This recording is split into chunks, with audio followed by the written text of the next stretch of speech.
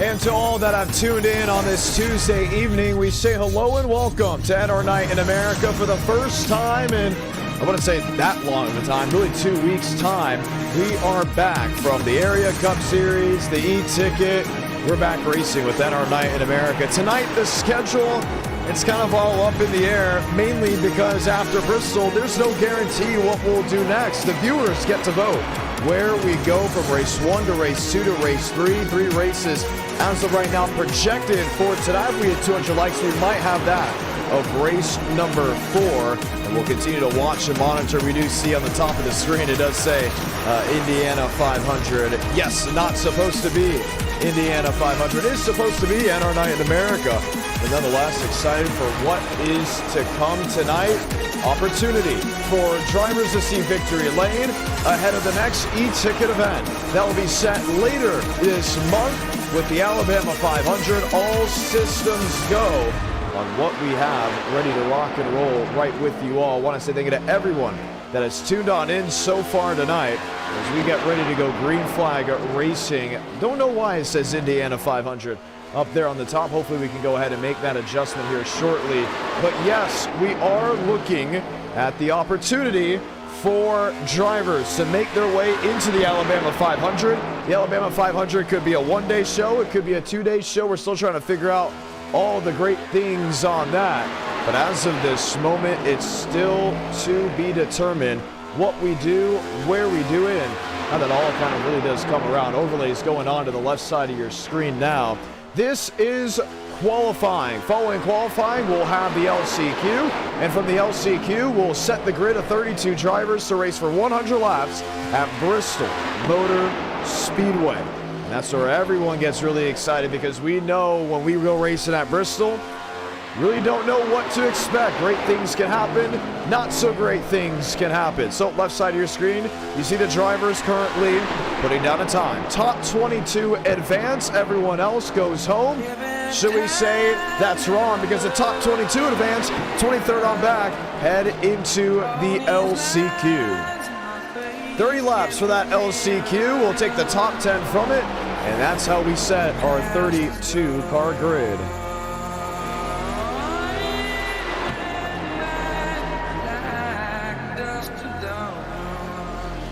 Once again, the next e-ticket is the Alabama 500. Joseph Armstrong goes quick time. It is number 22. Aiden Walker, James Bomar, and that of Kevin Champagne. Champagne sitting on the exit of pit road as he has concluded his time.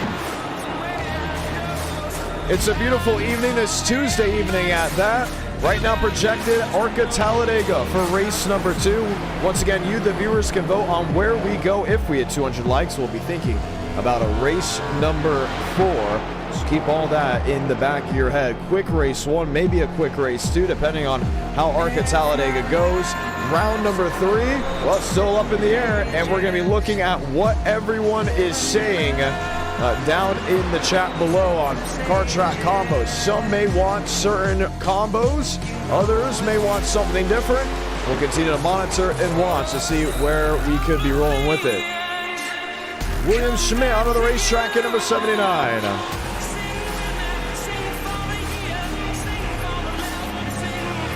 Want to say thank you to everyone that tuned in to Track TV this Saturday for the ASA Stars National Tour, also now known as the Appalachian Sucker Punch ASA Stars National Tour, was on pit road for all the festivities from pre-race to the pre-race show, qualifying, the race itself, post-race. It was a whole lot of fun. Daniel Mosteller, number 87, running the McFice scheme. Usually you see it out of Braden Mother. 15th on the grid, Douglas Newbigging 18th. And we're going to look at the drivers on the outside looking in. Riker Byron, first one out. Jacob Jolson, he's back in 30th, looking to see if he can chime his way through. Top 10 advance in that 30-lap LCQ. Everyone else goes home. Tyler Tinsley on the loud pedal in 66. This is the Xander McKinney 66 that he's running with, and will not advance. Luke Gallagher, Vincent Gucci, and others will head their way into the LCQ. Once again, the Alabama 500 will be April 25th here live on the YouTube channel. That being the Idk Player YouTube channel. Left side of your screen, 15 drivers have joined the grid. At least as of this moment, it should be upwards of 22. It is 22 drivers will be racing for just 10 spots to make up the 32-car field. 100 laps for the main feature, 30 laps here for the LCQ, and after this, well, projected right now, we'll be heading to Talladega. That could change. It doesn't look likely. Trucks IRP, Xfinity Dover, Gen 4 Michigan, the other opportunities for a race. And then we'll see what happens when we head into race number 3. What the viewers want, what the drivers want. The winner of the race has an opportunity also to pick where we go, possibly within the voting. And that's how it all culminates from one race to the next and the next after that. Going to be an exciting time here from Thunder Valley. Welcome to round 1 of 3 here for NR Night in America. Barbagallo, Riker Byram on the front row. Oliver Quinney, Christian Delgado, row number 2. Cody Meadows, William Johnson with Connor Murphy and Jacob Jolson. Lane Sanders and Eric Lambombard, Asher Hansen, Keith Ingram, Derek Shaver, Zayden Cortines, Caden Perkins with Tyler Tinsley, Derek Turner, Luke Gallagher, and Vincent Gucci with Levi Light, Dudley, and McClure not taking the grid here for the LCQ. Left side of your screen will show just the top 20 drivers. We'll get the 1 to go next time by, and keep in the back of your head, 32 drivers will take the green flag out of the 45 drivers that elected to go ahead and register for the session, not allowing all 40 to race for one big reason. I think we all know that reason.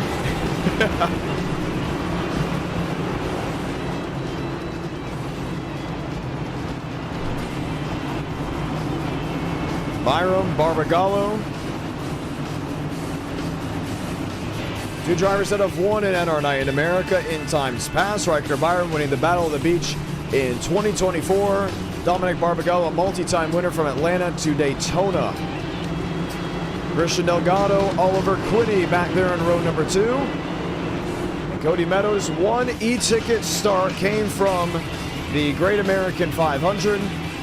He lines up in the 5th position.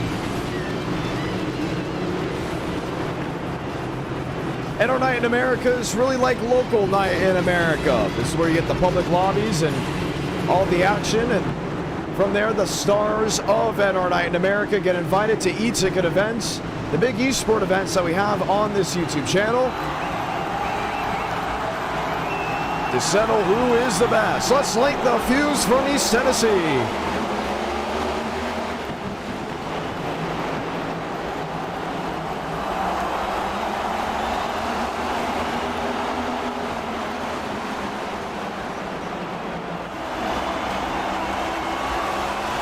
Barbagallo comes back to the line. He leads lap 1. Christian Delgado, the send into turns 1 and 2. On the inside lane, won't get the stick as the 17 can pile off that outside lane.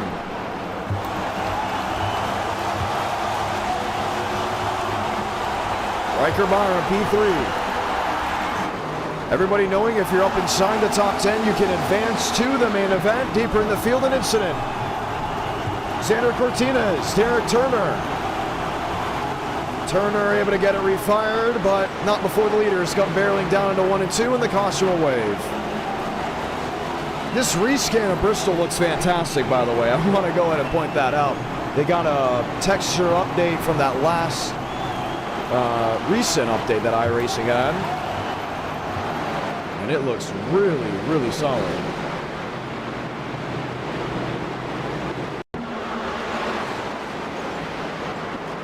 Dominic Barbagallo. You see Tyler Tinsley on the inside.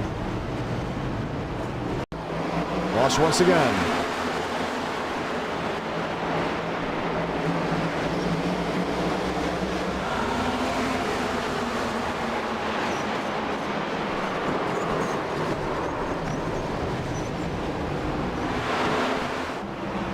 Really start with that 31 machine, that being Connor Murphy. Watch again.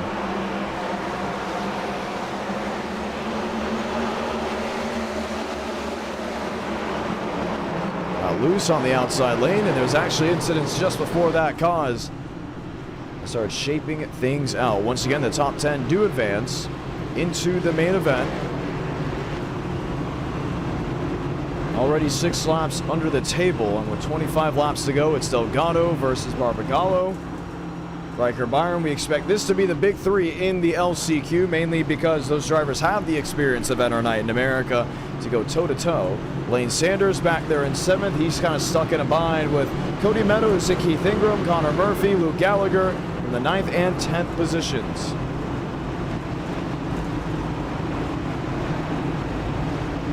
So we'll see the one to go this time by Bristol Motor Speedway. You know, the reason why Bristol hasn't had an e-ticket, multiple things. One, wasn't a fan of how the texture look of the track was at one point. Number 2, very predictable when it comes down to incidents, and it's really tough to go ahead and manage and get the racing quality that you'd expect. But the way Bristol has changed, you start wondering if this is now re-worthy of an e-ticket event. Only one short track has been gifted an e-ticket, that being Nashville Fairgrounds Speedway, the All-American 600, that's what it was called. Almost a parody to the All-American 400. That's ran with super late models. Now they stack them up back 2 by 2. Start wondering, does Bristol need an e-ticket in the near future? Delgado on the outside, Barbagallo on the inside. Riker Byram with William Johnson. Back in road number 2, Eric Lambombard, Cody Meadows, Lane Sanders, and Ingram. Everyone knowing top 10 advance, everyone else goes home. Ace car, the hard left onto pit road to try it once again. Ford with Chevy. With herds of machines behind, we're back underway.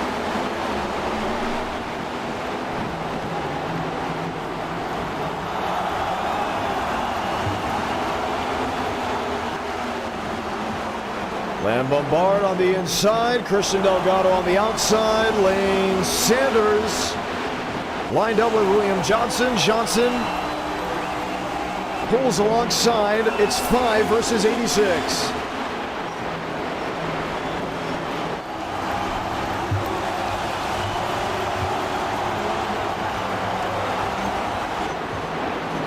Lambombard, one e-ticket star, came in the World Grand Prix just a couple months back. Oh man, nearly got caught in a bind as Delgado went to the inside. Still loose with the rear end, goes to 3, and Sanders able to pounce.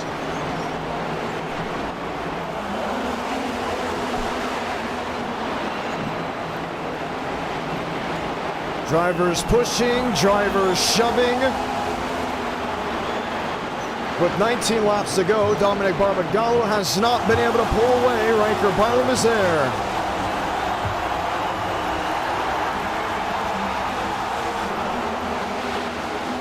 Pulls alongside to turn 1. Able to get it work. New paint scheme for that 98. With the red, white, and blue. The nation's flag and the Whataburger decals. We just lined around it. Battle for 3rd. Lambombard lined up with Christian Delgado. The question is, what about the transfer spot? Here's Derek Shaver. Here's Vincent Gucci. Gucci, Hansen, Johnson, and Tinsley. And they have to go catch that driver right there. And if you're Derek Shaver, you're thinking to yourself, as long as they're not wrecking in front of me, I'm good to go. Don't try to overextend, because if Gucci is in your mirror and he's starting to fade more and more, a lot to work with. When it comes down to time, when it comes down to track position.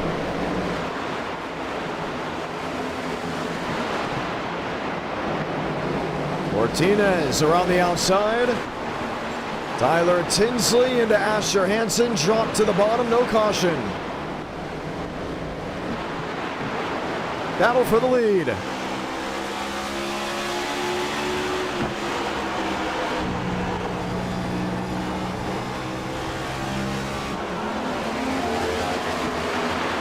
Delgado, Lambombard, Lane Sanders, Cody Meadows.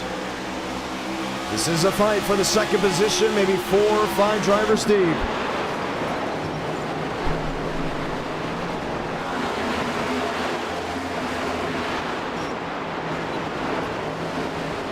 Sanders keeps working that wheel on the bottom.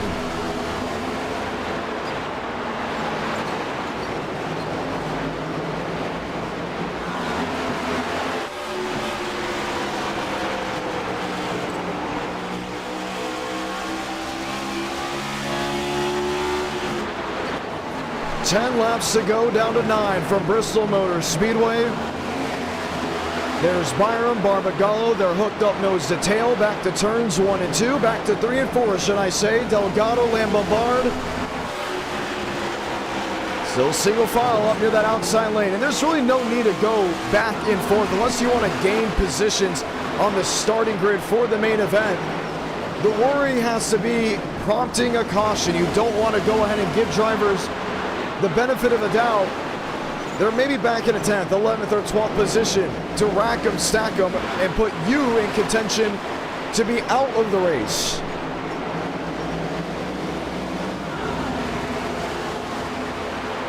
Gallagher at 9, Keith Ingram up near the outside wall. 5 to go. Riker Byram took the lead and looks to not look back. Barbagallo riding just with them. Christian Delgado, P3. Everybody using the outside lane, and man, oh man, has the outside lane become the benefactor within the closing laps of this race. Just about 20 laps or so. Matter of fact, they're wall popping, which is a big no-no, by the way, with NR Night in America, and you will see drivers actually get penalized for it. The only thing is, there's not a lot of drivers in this race. Really left, minus the top 10. So officiating the disqualification could be a little bit different.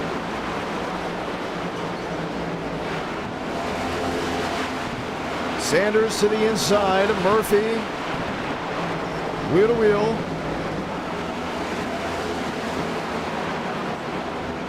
Final time through 3 and 4 to see the white flag. Salamanca, 1 to go for the LCQ. Ford on Ford, Barbagallo 17, Ranker Byram 98.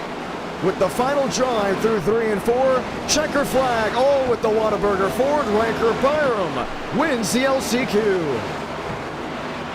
Derek Shaver is out, Cortinez is in, and we'll see how he did it.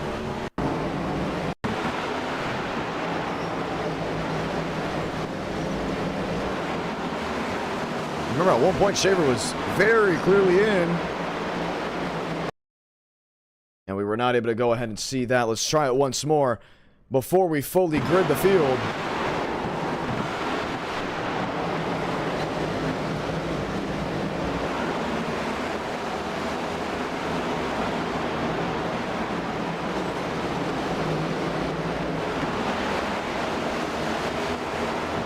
Right around Derek Shaver.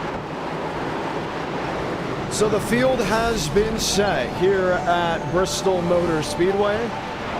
Ahead of this race, round number 1, we're going to bring it to our studios here in Nashville, Tennessee, just for a moment as we kind of get things all worked out and ready to go.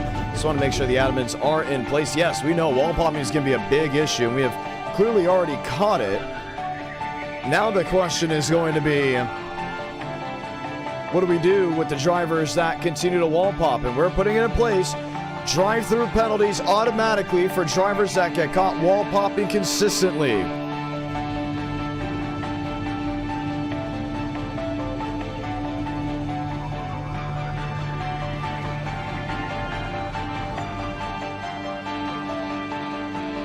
So 32 drivers will take the green flag as I get ready to start pacing around this track.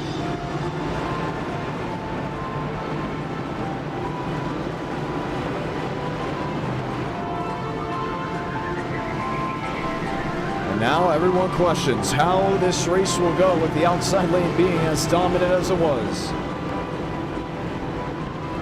Joseph Armstrong, Aiden Walker, new number for Aiden Walker now being 42. At least just for this race.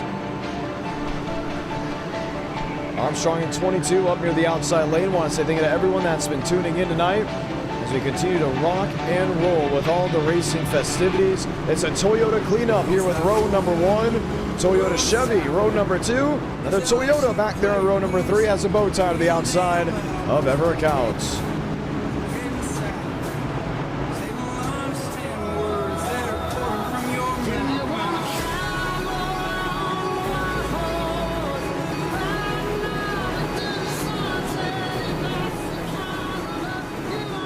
Time to go green. Armstrong, known for being a short track veteran. Adam Walker, this being his home track. Let's light the fuse from Thunder Valley.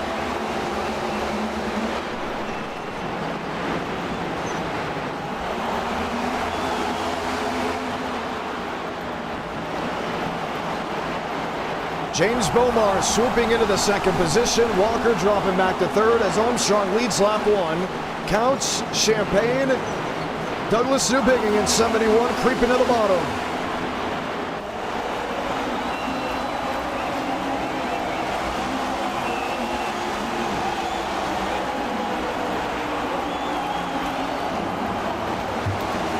Tries it again. Champagne under Counts.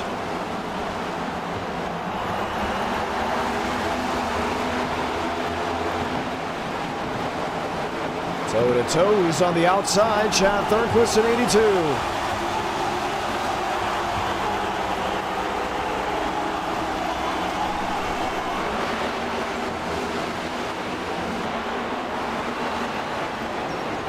This is Bristol. Top 3 have pulled away. 4th and 5th on back. Well, in a bind with 2x2 stuck just behind him. Michael Mitchum on the outside with Braden Movick. You're not seeing 2. That's Movick in 42. That's Mosteller in 87. Both in the McVice schemes. And the only difference between both right now, Movick can just easily ice his way through the field as Mosteller gets stuck in traffic, most notably behind that 77. Thornquist up to 5th. Company and Michael Mitchum, who puts the late brake down into turn 1.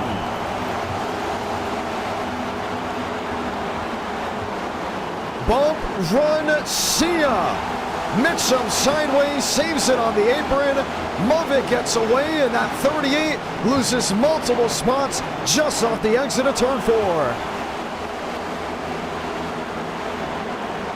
It was pretty smooth. Yahir Rodriguez gets moved and up into the outside wall, collecting Carlos Truther. Gallagher and others involved in the melee, and the caution away for the first time.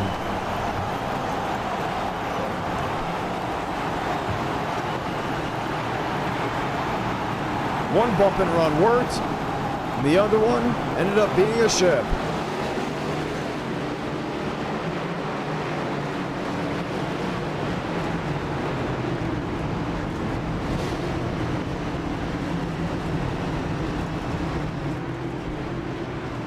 Time to take a look back.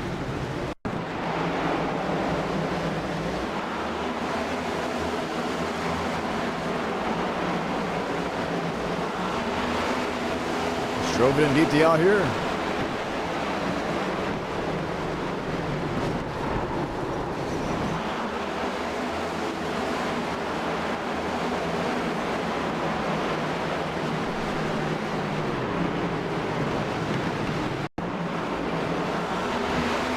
Drove it on in, and unlike Michael Mitchum's save, Rodriguez takes out Carlos Truther. Pit road, it's wide open. Frank DeAngelis awarded an L1 and an L2 penalty as everyone comes down on pit road. There's the damaged Carlos Truther, 54, trying to get it back, refired.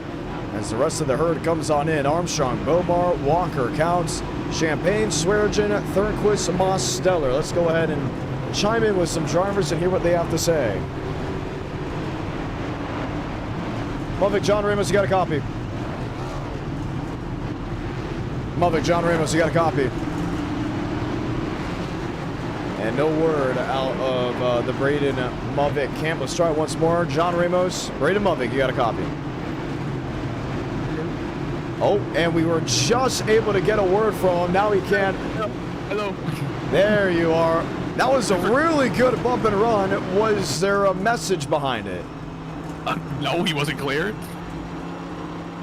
I was there, and he just like slowly came down like I wasn't. So, okay, that's not really my fault. You've had a issue with certain drivers in this field. Would you like to elaborate? No. Great answer. I love those. I love those answers. Right? Yeah, you're welcome. How will you practice for Chase Elliott? Did you just say your practice for Chase Elliott? No. Yeah. No. I am your practice. Oh, for when okay. you have to interview Chase Elliott. I've already interviewed Chase Elliott. Yeah, and it looked miserable. I'm so sorry. I wouldn't say all that. I did interview Chastain. It was a lot of fun interviewing Ross Chastain. Congratulations. Thank you. Well, we're getting ready for a restart. Good luck. We'll see how it all winds down for the 42 camp. Everett Counts on the inside. Joseph Armstrong on the outside. Back underway from Bristol.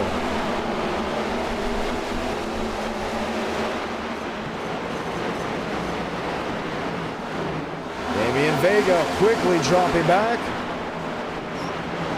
Top four scooting away. Back to turn 4. Counts on the outside. Armstrong trying to clear. Left the door wide open for Aiden Walker on the bottom, who does not take advantage.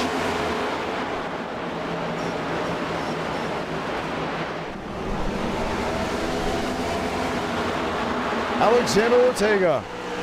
What a drive he's having. Newcomer to NR Night in America, running up front.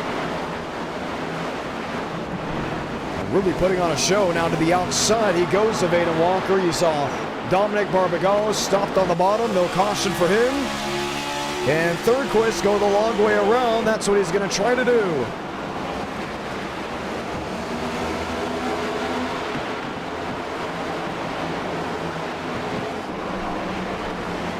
Walker and Counts. Toe-to-toe, that's for the 3rd position. Alexander Ortega, Michael Mitchum underneath. Just not able to get the toes under him.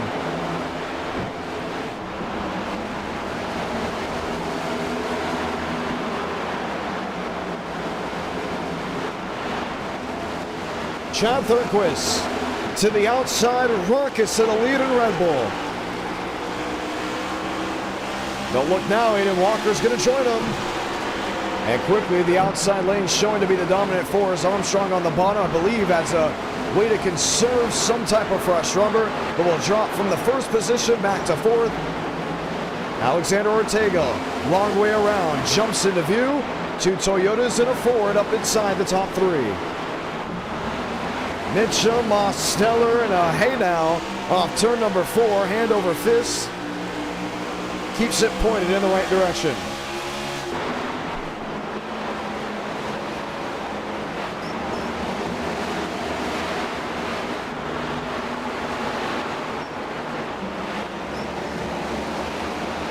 Walker is there. He is close to the back bumper of Chad Thurquist.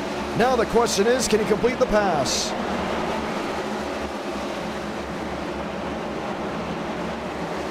Top lane rolling. The difference between the top 2.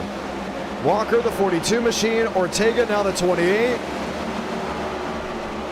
Chad Thurquist in 82. Planning on holding him back, but Walker creeps back to the door.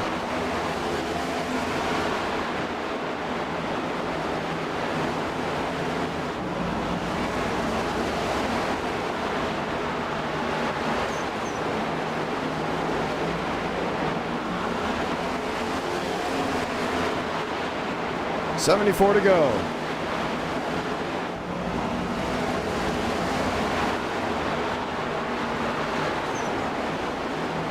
Walker top lane. Nice drive off exit. Ortega P3.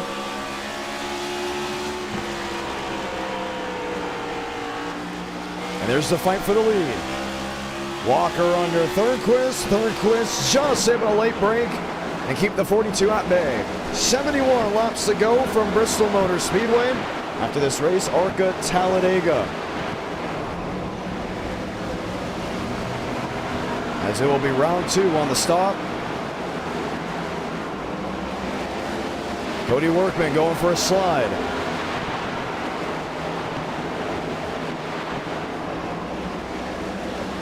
Will creep down to the inside. Thornquist versus Walker. It's now Thornquist, Walker, and Ortega.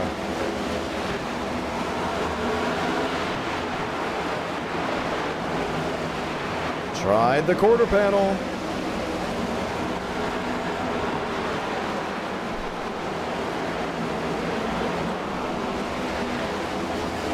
.69 to go.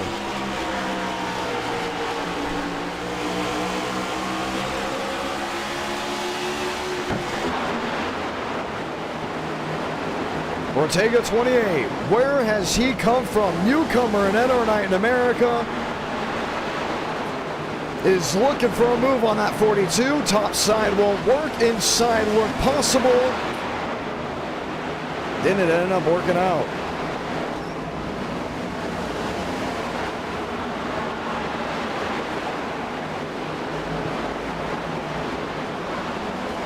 Burnquist covering. Walker aggressively looking for a move.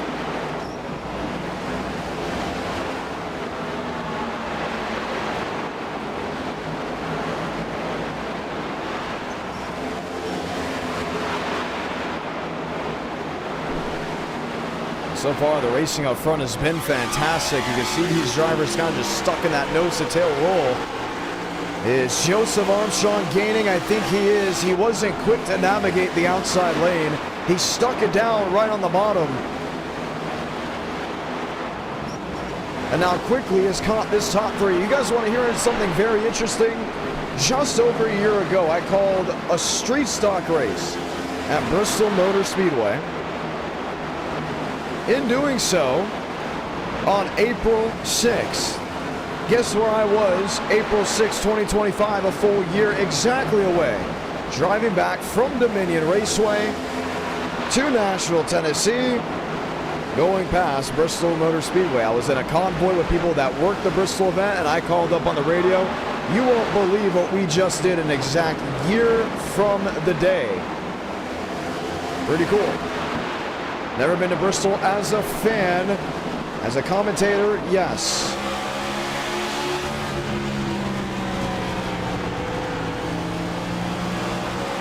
Thornquist versus Walker underneath a move out of the 42. Oh, check that, the 22. As Armstrong was able to get the nose underneath, found his way around Ortega, and with 60 laps to go, is back fighting for the race lead. Gets 1, gets 2, and does not want to look back. Thornquist to switch back. No contact, under fire from Ortega. From the lead to 4th has now happened twice today. Once with Armstrong, now with Chad Thornquist. Walker back to 2nd, Ortega in 3rd. Joseph Armstrong, new race leader, now coming to 57 to go.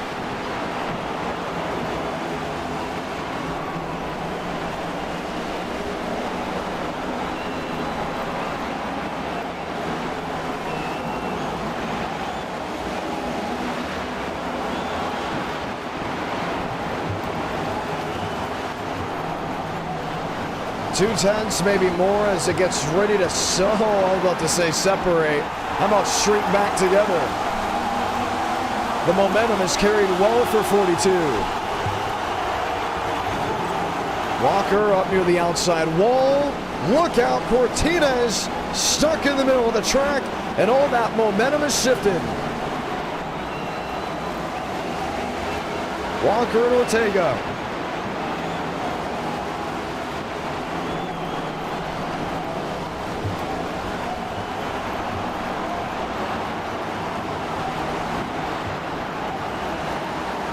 .53 to go.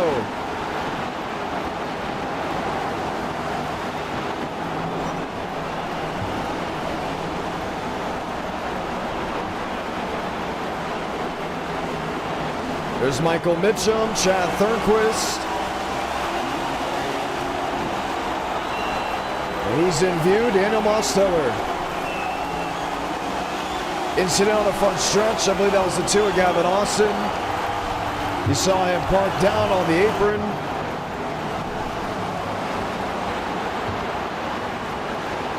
And yes, actually, believe it or not, I thought about going to Bristol this week for the race. Unfortunately, will not be attending. Thought about doing an up and back in the same day.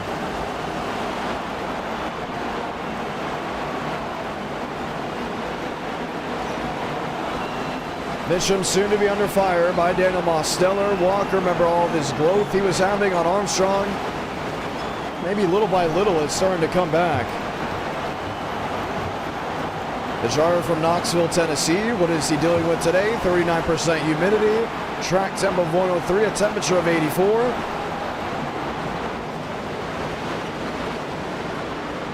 But has he been closing in? That's the question.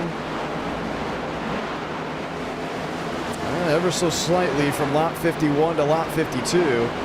Should get a nice push here with lap 53. Yes, he does. On the bottom of your screen, it says a 7-2. Left side of your screen, you see a 6, now down to a 5. Michael Mitchum closing on from the 4th position.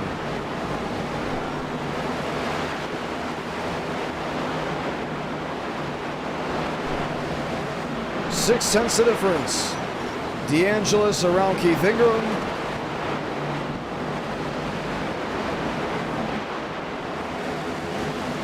Armstrong next to find his way through the lap traffic.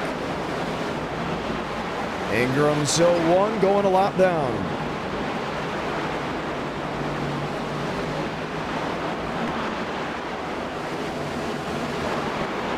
Joe into the left side of the 69, a push up, and finding his way around. 43 to go. Walker not as certain, or fortunate, should I say, to find his way around the lap traffic that was impeding. Alexander Ortega, Daniel Mosteller, Mose underneath.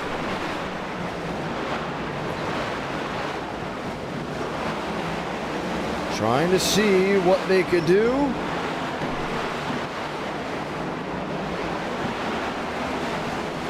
Walker in second, nearly a full second back to Joseph Armstrong.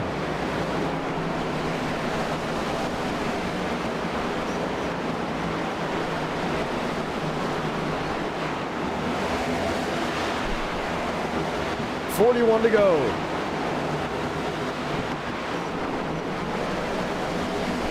Now the question is, can Walker catch up to Joseph Armstrong? Mitchum in third, 2.6, nearly 2.7 back. Lap traffic ahead of him. You see the winner from the LCQ, Riker Byram, stuck in a conga line. 3 at that with Murphy, with Lambombard.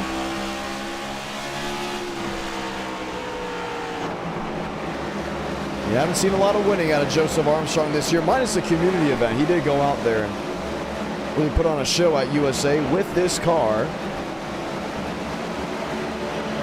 But for Mentor Night in America as its own, not as much as you're used to, including back in 23 and 24.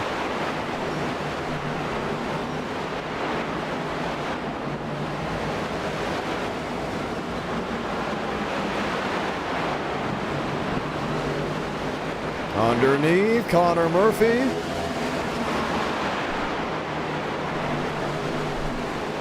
Just gets to him. Mitchum in third, Ortega in fourth. There's Mosteller. Can he sneak a peek? Does to the bottom side of the racetrack. Braden Mummick involved in an incident earlier. Now looking for a way through, maybe to get back on the lead lap. Oh, he's going to cut right through the middle. 34 laps to go. DeAngelis loose.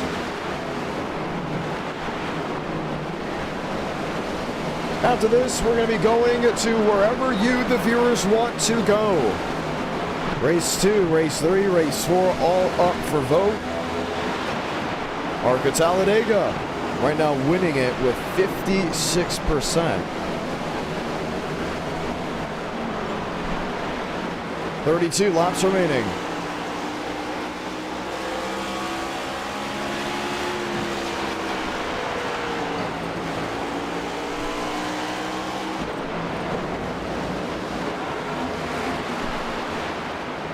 Walker in second, Armstrong the leader. Now trying another hand at it.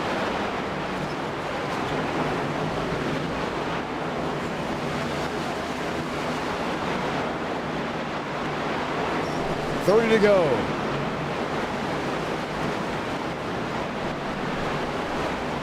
Michael Mitchell.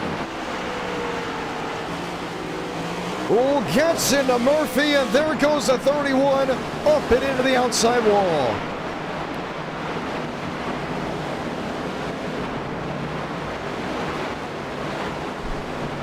A move, a shove, wasn't enough to bring out a caution. And now Walker working up near the outside wall. Now they're going to continue to monitor these wall pops. If he continues to do it, he will get a drive-through penalty. You may be able to get away with it once, maybe twice. You're not going to be able to get away with it often.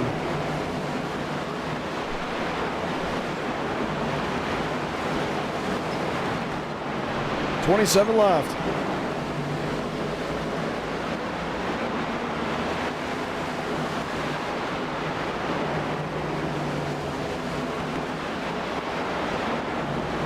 DeAngelis into Mavic, pushing once and twice.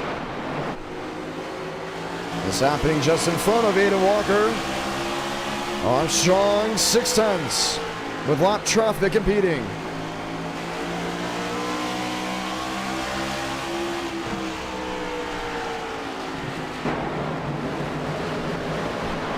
.23 to go when they get back to the stripe.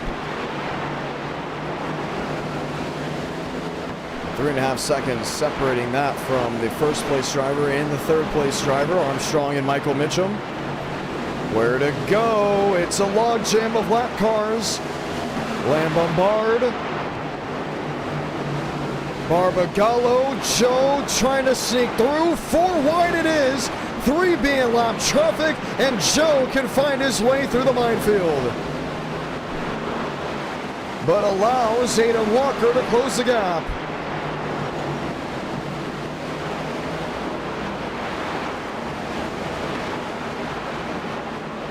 Three tenths, 2 tenths. And how quickly things have changed.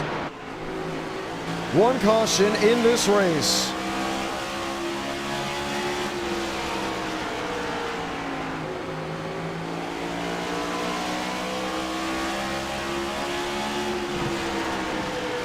Walker and Joe nose to tail. Car length and a half the difference.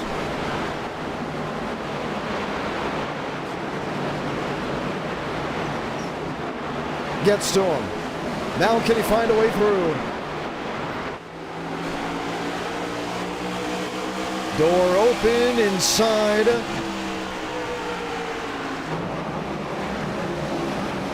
Pulls alongside him. Race to turn 3. Joe into the outside wall. And we're going to continue to monitor those wall taps. When it becomes egregious, it's going to result in a penalty. I think he did it because Walker did do it about 2 laps ago. Almost an eye for an eye move.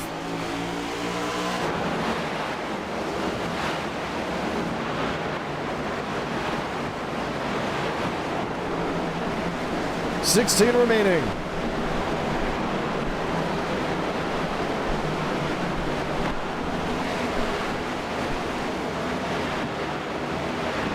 And Joe almost got squeezed that time around. Walker washing up, nearly getting into the door.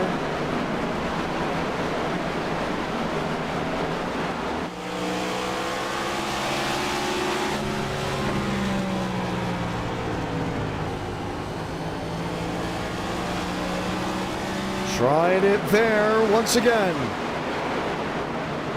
Third place, fourth place, not closing the gap. This is the race to the finish at Bristol. If it can indeed go all the way to the white flag, then following the checkered.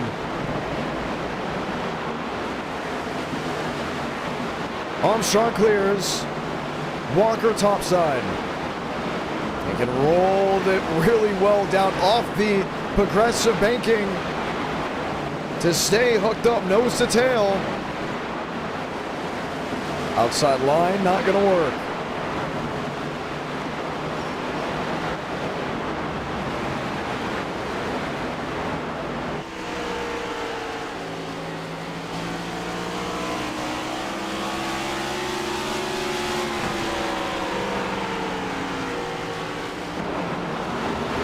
Ten to go this time.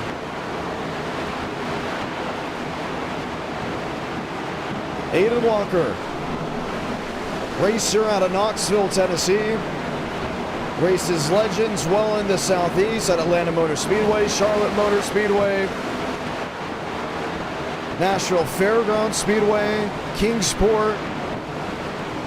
Loves Owego Racing in Thunder Valley. Considered his home track on the NASCAR schedule. Has won multiple races here in NR Night in America. Then you have Joseph Armstrong, who has been in the clutch multiple times on late race restarts and has also been known to pull away on tracks like this, where everyone else not even shown in the mirror. 7 laps separate victory from defeat between both the Toyotas. Lap traffic, William Schmidt in 79, the 9th place driver. This race has gone green since the caution early within the first 10 laps. Walker continues to use the outside lane, gets the run off the progressive banking to pull back to the rear end of the 22. Armstrong able to drive it and keep the momentum at bay. How do they navigate the lap traffic? Force the long way around of William Schmidt. Splits it 3 wide. Armstrong gets jammed up. And just sneaks through, gets turned by Chad Thornquist. Aiden Walker gets away, does not do a full 360. Now the caution waves.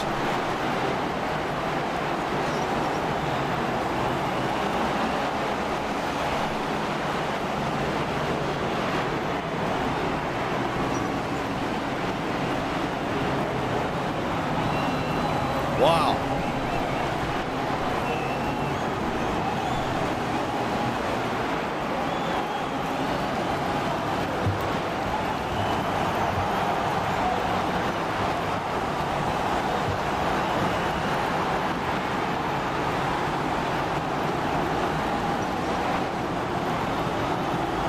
Let's watch back.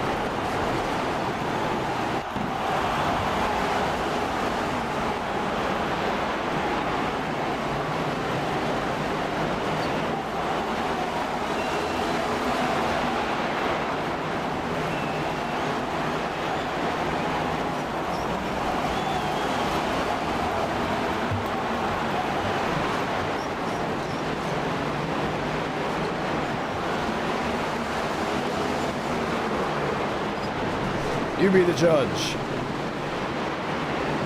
The admins threw the caution as they believe the leader got wrecked by a lap car. I think Joe... Oh man, let's watch it again. Let's time slow it down. Joe 22, Thornquist. I mean, how much more room does Chad Thornquist have to give? I mean, the car is already into the outside wall. That's a bad call, I would say. At least on the sim side.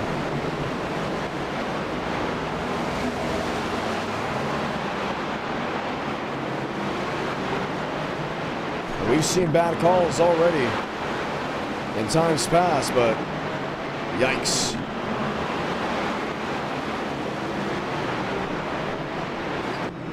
So this sets up for a restart. Aiden Walker versus Michael Mitchum for an overtime finish.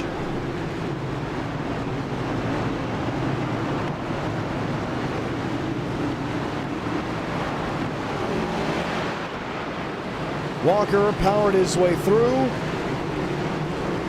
Joseph Armstrong handed the caution after getting turned sideways off the nose of Chad Thurquist. Now it's down to a 2-lap dash. Overtime attempt for Thunder Valley.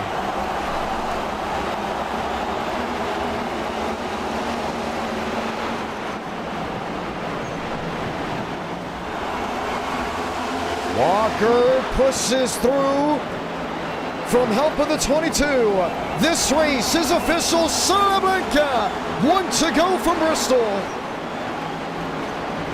Tries blocking the ball. Final run, 3 and 4. Armstrong in the wall won't be enough.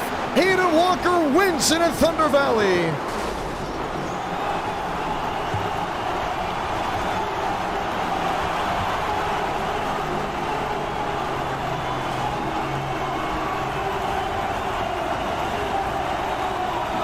I believe Armstrong did wall ride. Don't believe that will be counted as a P2 finish. Mitchum, Stellar, Rose, Champagne, Thurquist, Meadows, Schmidt, and Lambombard.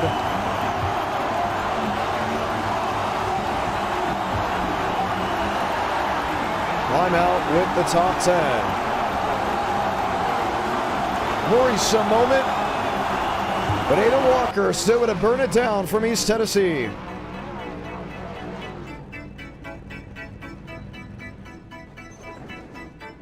And we'll watch back on the finish. We'll talk to your race winner.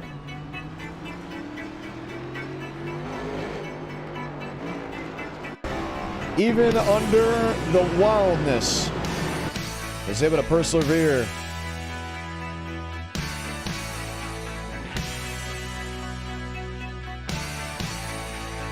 Let's talk with Ada Walker. Walker, John Ramos, congratulations. Thank you. Caution comes out. What are you thinking? Well, first of all, that caution was justified, because the leader got wrecked out.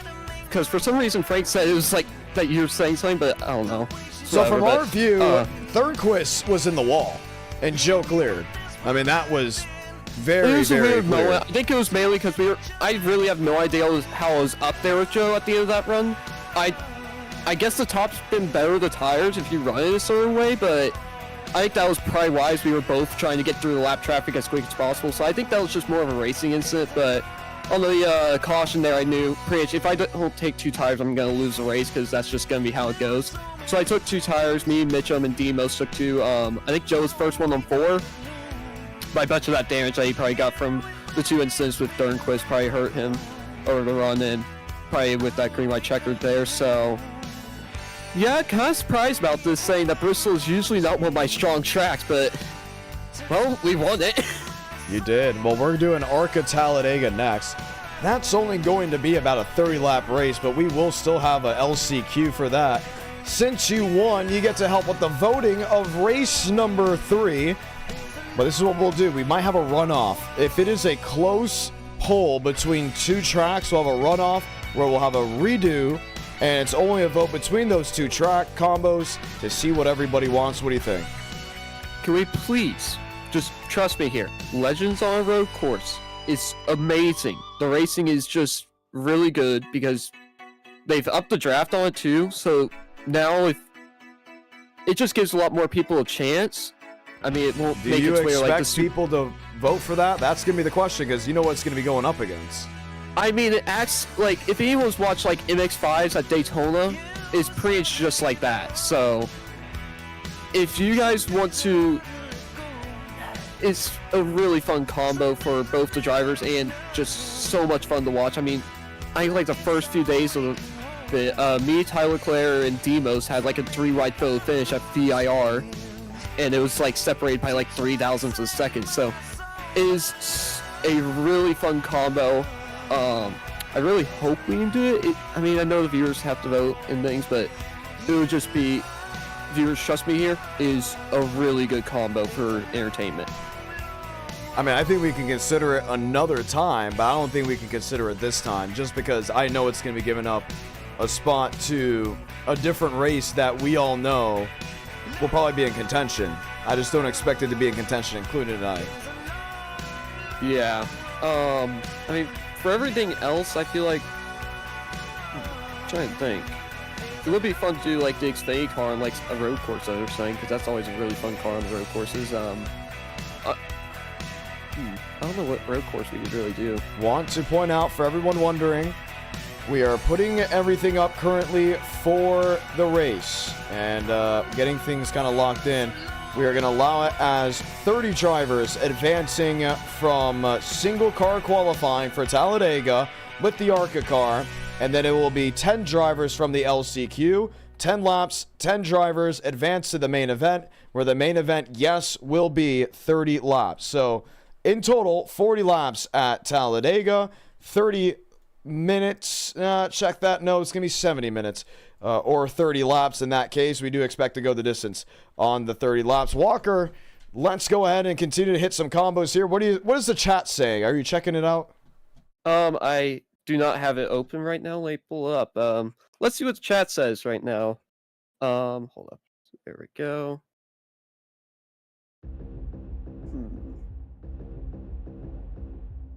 Let's see. Xfinity Darlington, I don't think we really need to do that. We just we just had 500 miles to Darlington.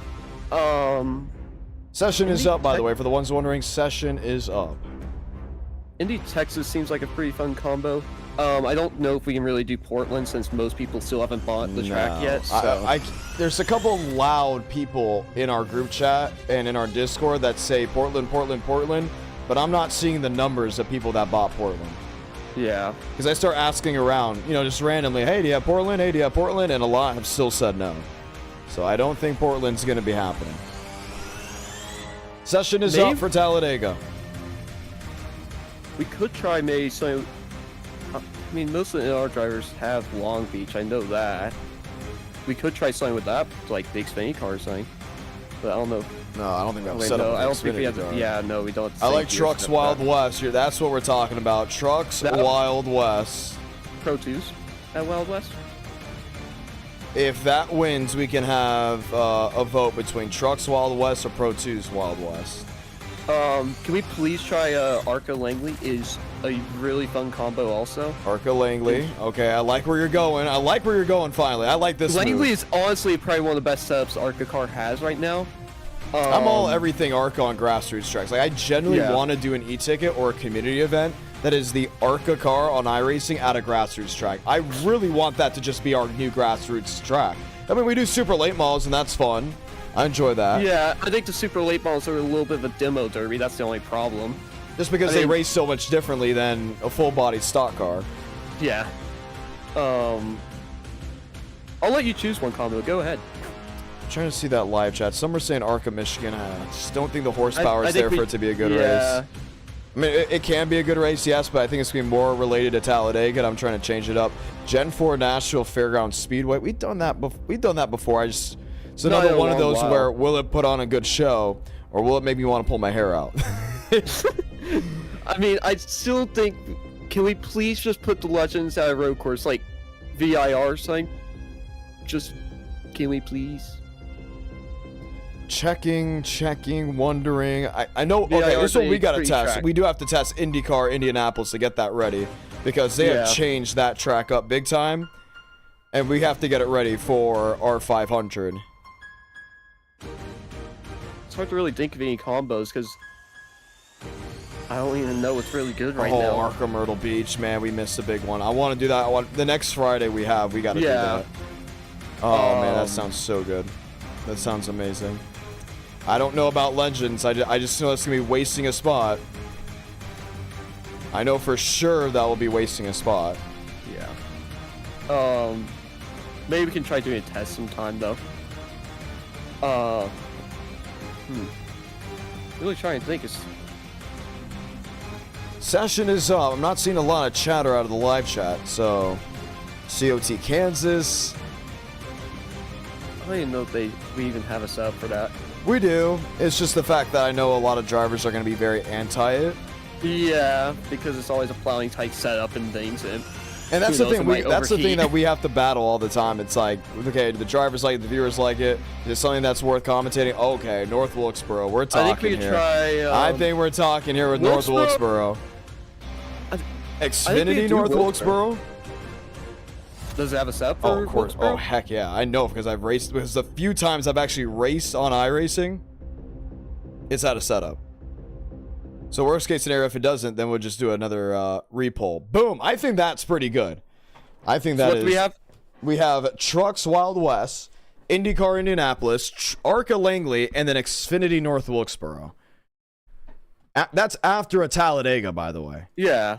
So for everyone that's wondering, you know, where's the super speedway? You're going to get the super speedway here in a matter of moments. I haven't even checked how many guys we have that have attempted to go ahead and sign up for it, but I'm pretty sure we're going to be well into the 60s, let alone the 50s. And lo and behold, there it is. It's already up to 43 entries, and we have yet to announce in the Discord that Talladega is round number 2. Okay, I think we should do, instead of the trucks, because you just have to have damage healing on, I don't know how that would go. With how the drivers like to act right now, Pro 2s would probably be best there.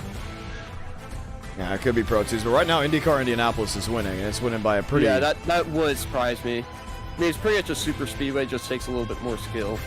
Aiden Walker, congratulations on your win. We'll chime back in as we continue to talk with other drivers. Let's go talk with Tyler Tinsley, who has recently become a baseball fan. Tinsley, John Ramos, how was it going to the baseball games with Zachary Truhl and company? Oh, it was really good, man. It was awesome, actually. It was awesome. Think about it. Yeah, it's never over till it's over. Yep, opening day, nothing like it. Like, baseball's one of those things, like, how people like treat like NASCAR. Like, oh, I can go to the races in person, but I won't watch it on TV. I'm the same way with baseball. Or unless the Phillies are doing really good. Well, playoff baseball is a different breed. Yeah, like just the walk-up songs, the energy of the crowd. You know, it's like almost kind of like wrestling if you think about it. Like how the crowd just gets into it.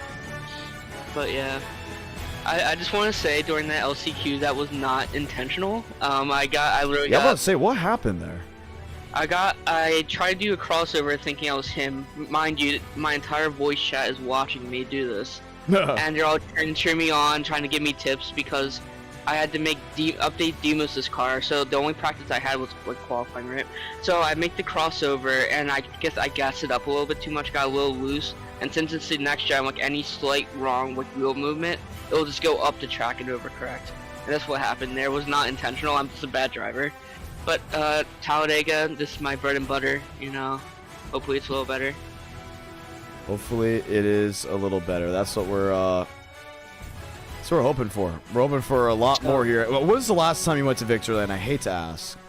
I think it was like April. I think it's 3 years. Is it 3 years? Yeah, 3 years. Like oh April my 3rd or 5th. goodness. April 4th, 2022, I think. Well, I did kind of steal a win from you. Which one? Oh. Yeah, that one. That one that you just went 0-2. Well, we would have been up there. I don't know if I would have won. Bus would have. It would have been win or bust, and I kind of just I took that opportunity for you or from you, and I said sorry. I'm really hoping for a good race because I don't know, I'm kind of hard on myself because like after the Bristol thing, and I didn't even know it was on stream at that point. I was like, oh, John's not gonna put me in the bed or something. After like, cause I felt like I've just been doing like so bad. Like I felt like I'm like been like more like crash prone, I guess, or something. Really? I have been. Well, you had the Michigan thing. Like, I did not mean to turn Davian. I just meant to dorm a little up the track. Damien's been getting in a lot of incidents, though. I mean, I'm at the point where, we can be very open. I mean, we could have a pre-race segment or a mid-stream segment. Yes, I know you guys do see that massive pimple that's on the side of my face. You can thank all the dust and stuff that gets thrown in the air at tracks that I attend and broadcast at. But Damien has been known for getting in wrecks recently. I think he's been very wreck-prone since his return. But I wasn't sure if that was your fault or his fault.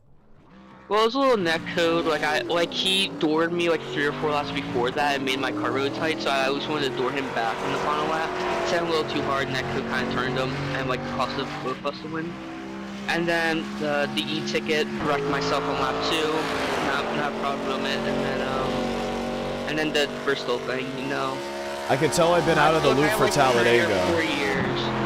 Yeah, I feel like I have 3 or 4 years of like racing clean to like prove that I'm like not like terrible, you know? Yeah. Like you know me, I have not been an issue.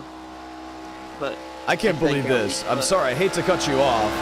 That's how out of the loop I have been with the iRacing stuff versus the in-person stuff.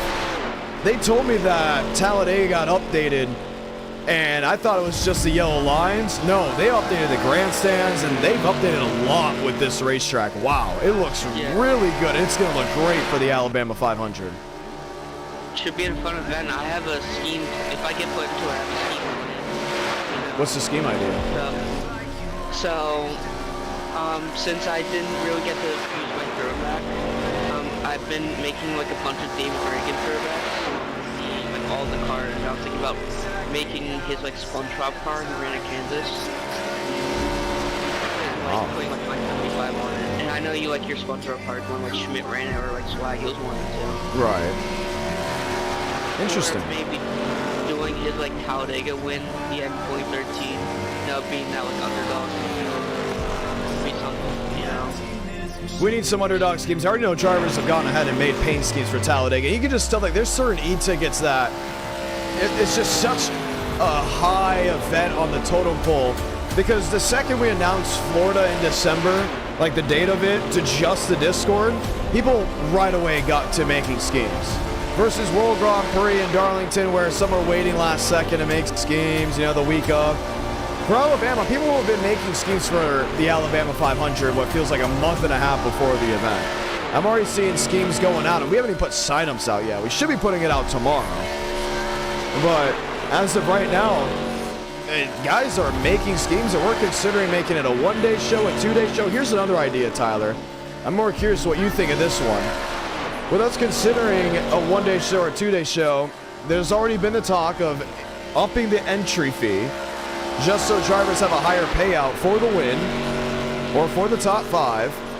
But also, instead of having a 2-day show of the event, have an Alabama 200 on that Tuesday and have it either be with the truck, the Xfinity car, or the ARCA car. Pay entry on the lower side, but it's almost like the community event leading into the e-ticket event. What do you think?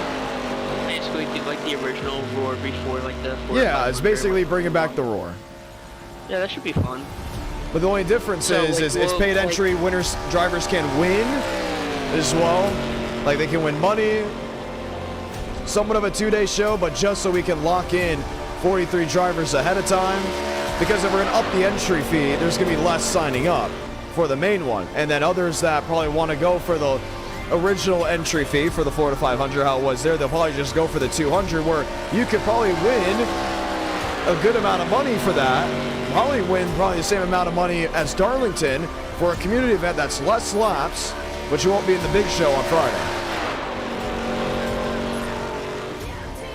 What do you think? What do you think? I like the idea. Like, give everyone the best, like, chance. Like, you could do it like, oh, if you win that race. But, like, how you did, like, with NWP, like, if you won that, like, LC, it's not like an LCQ, but, like, whoever won that race, like, made it into, like, the duels or something like that. So we can have us, like, 42 drivers locked in, and then the highest finisher of, or in this case, the winners. I think we're going to have some drivers that want to do double duty strictly because they want to probably do the ARCA car at Talladega, or they want to do the truck or the Xfinity car. We're not sure if we'll do trucks because I'm not sure how many viewers want it to come back, but I know a lot of drivers want tailgate to come back, and they've spoken to me on that. Some saying, hey, well, are we going to do tailgate? Come on, we got to do tailgate again. Just because tailgate, I think from a driver's standpoint, was super fun with how we did the colleges and the universities. So, with that being said, what would you like to see? Would you like to see the ARCA car on that Tuesday or the Xfinity car on that Tuesday? Before I give my opinion on that, I'm just going to say I'm on pole for the LCQ. It should be fun, you know. I like the idea because you know you have so many people in the Discord like asking like, oh, I want a chance, and this is like that opportunity. Like, it's almost like the shootout. Like, you know, the NWP had the shootout, and we had it where if you won, you advanced, and that was it. In a way, it could be, hey, if you win, you're going to the Alabama 500, or the highest finisher that's not in the Alabama 500 transfers on through. Yeah, like you saw with like Nate do in the LCQ, like this, or like even like Kai Collingmore, like where like even like the smaller races, like people have so much information for, you know, like, and just to give the people the chance to, like I said, and the idea as well is to make it distinct. We know we could quickly put a different overlay color on for drivers that are doing double duty versus the drivers that are not, just so the ones back at home, if we end up doing it that way, can go ahead and distinctly see who's the highest finishing driver that's not already in the event, so he can be thrusted in. What do you guys think? I need to know for these are the hardcore viewers watching right now. Tuesday night, not promoted, and I think honestly everybody knows why this stream, and even really last night for area, was not promoted. Wednesday to Sunday on the road. Let's go ahead and give you some backstory. Tyler, you got to hear it all because I told you already. We ended the Southern 500. From packing up, tear down, everything, I didn't get to sleep till 1 o'clock in the morning. I was up 4 hours later. 4 hours after that, I was still in Tennessee. How was that possible? Well, I got to the racetrack, the fairgrounds, around, I want to say 6 a.m., 6:30ish, something like that, because I was rallying with people. We took a bunch of trailers for the ASA race. How about this one? Champions Club from David Jordan. Thank you so much for that. Took the trailers, and we had a tire rub on one of the trailers because one of the axles bent. It took us somewhat like 7 hours to get out of Tennessee going north. We parked it somewhere in Bowling Green to confirm, yes, the tire was definitely being corded. So we drove back into Nashville to an undisclosed location to get it somewhat fixed. We got back on the road. We got into Cincinnati, had to pick up a bunch of equipment in Cincinnati. Got somewhere into West Virginia. And I thought to myself, how the heck did I just drive all that on 4 hours of sleep? Wake up the next day at like 6 a.m., 7 a.m. local time. This is Eastern. And I find out my area had tornadoes. It's not funny. Tornadoes are not funny. It's very scary. But it's just like, of course, what else is next, you know? Found out my apartment was still around, thankfully. Got into Dominion, helped set up banners, did a lot of prep work for the event. From Thursday to Friday, Saturday was on pit road. That was a lot of fun. Tyler, I get done with the race on Saturday, and guess what I get let know? By about 4 or 5 different people. Another tornado was set down in my area, and I didn't get to see the damage really till yesterday. I went to Chipotle, and I was like, wow, why are all these trees down? And I realized, oh my goodness, it ripped right through here. It was insane. It was unbelievable. So yes, it has been a heck of a last week, I would say. And that's why there was little promotion. I knew tonight was going to be about diehards, but that's the opportunity for us to ask questions like this. What do you guys want to see? Tyler Tinsley, are you going to win this race? I just know if I do, I'm sure you have the fence, so you might have to drag me back. I might have to drag you back. All right, get ready. Godspeed, drivers. Godspeed to you. Let's light the fuse from Talladega.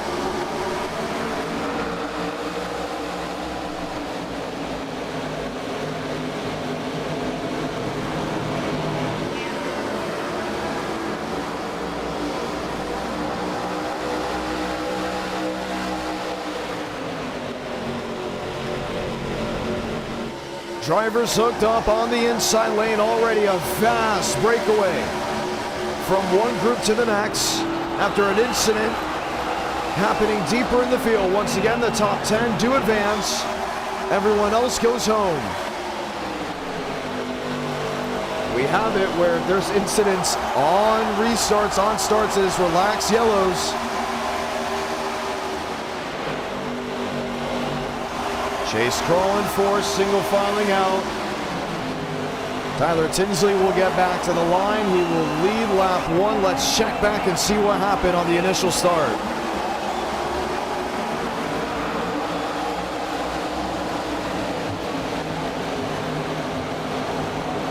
The thing about this car is you cannot push in the corners. 2, 3, 4, 5 machines. Heavy damage deeper in the field.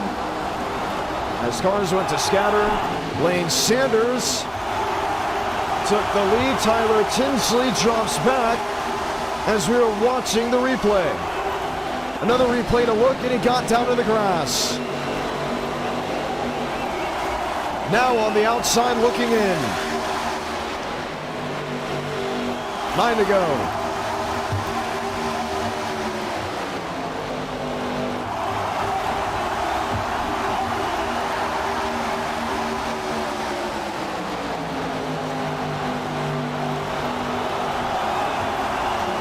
Lane Sanders, home track. He's won at Daytona. He has yet to win at Talladega. Does that change? And he celebrated LCQ wins before.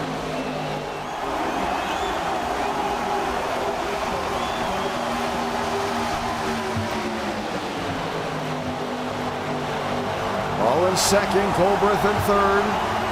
Pushing with the ARCA car in the middle of the corner. Troublesome.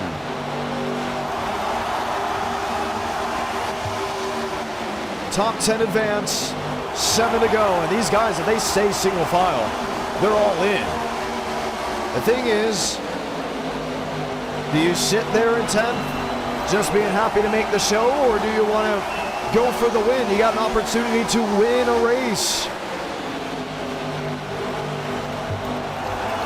Chase Crawl won an LCQ and under 9 in America by being the only driver in it. Now officially does not go in the record books as that, but is riding in second. Colbreth third. Vogt Rebec.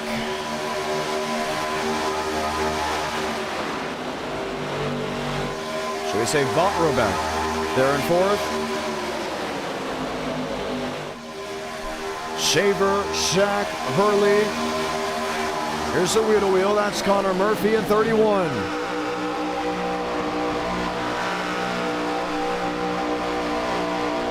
AC Bristow.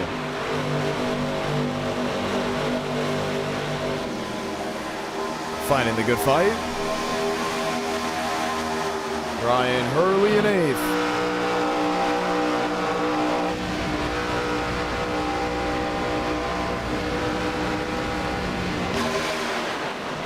Chase Crawl P2, Colbreth P3, Vogt Rebec P4, Lambombard P5.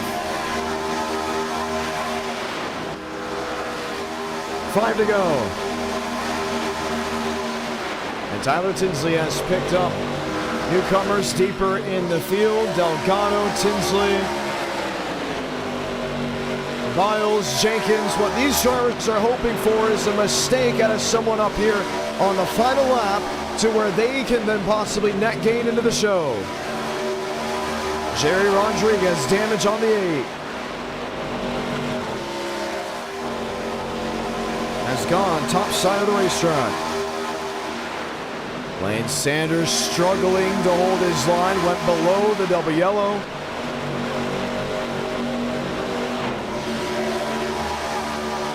I want to say thank you to everyone that's dropped a like on the stream. Let's get 200 likes. We will see round number 4. Up to you all. If we go ahead and break that barrier. 4 to go.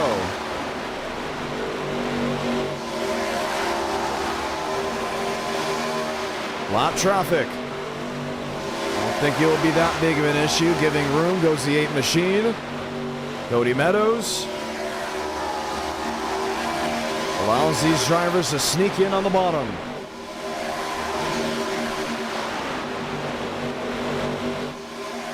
Lane Sanders, Chase Crawl, Fireball Colbreth, Delgado and Tinsley. needing a mistake out of somebody up front on that final lap to see if they can transfer on through. We know Sanders is going to be mirror driving Crawl for the win, because that's how badly he wants to win at Talladega.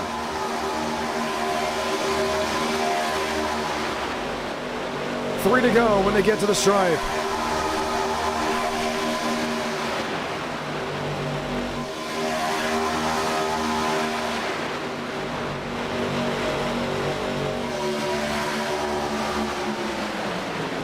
Sanders is given a lot of room. He's just struggling to keep that car pointed the right way without having to chatter both ends.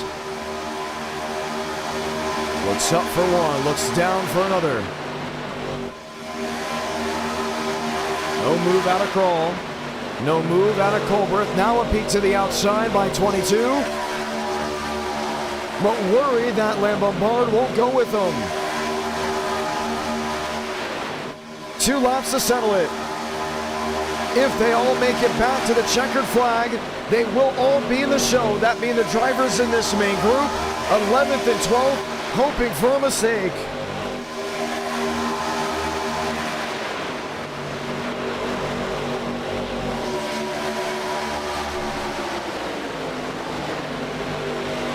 Murphy in 9th. Van Robeck back there in 10th, and if I'm him, I'm just dropping back, right? 11th isn't near you, 12th isn't near you, just in case somebody has a mishap.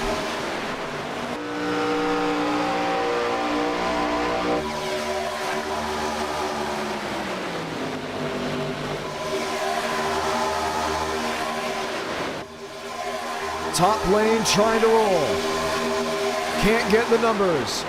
Lane Sanders has to mirror drive for one final lap. Salamanca, 1 to go in the LCQ. Shaver tucked in on the bottom. Goldberg P3. Your chase call, you got to go for the win, and that's exactly what he's going to do. To the outside as Sanders trying to block.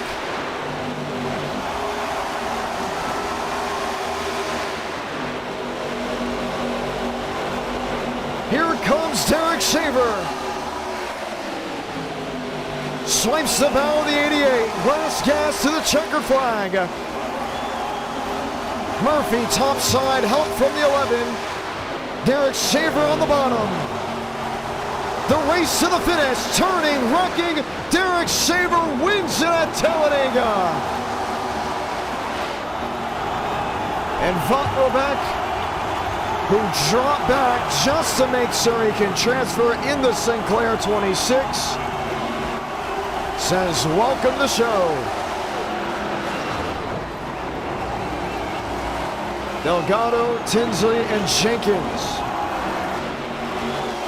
finishing the rest off, and Derek Shaver will see victory lane in tonight's NR Night in America.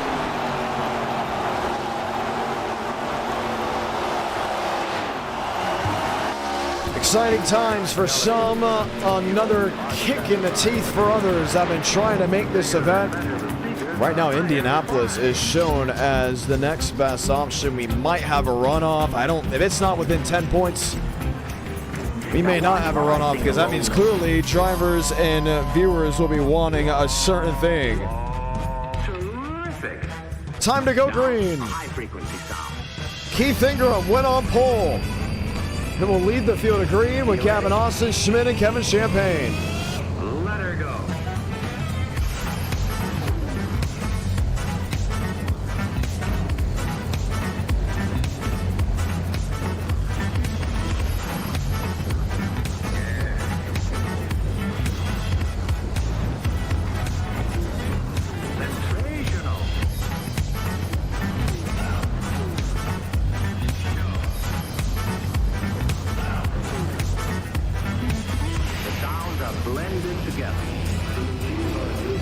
They'll line up 2 by 2. Let's go ahead and speak with some drivers.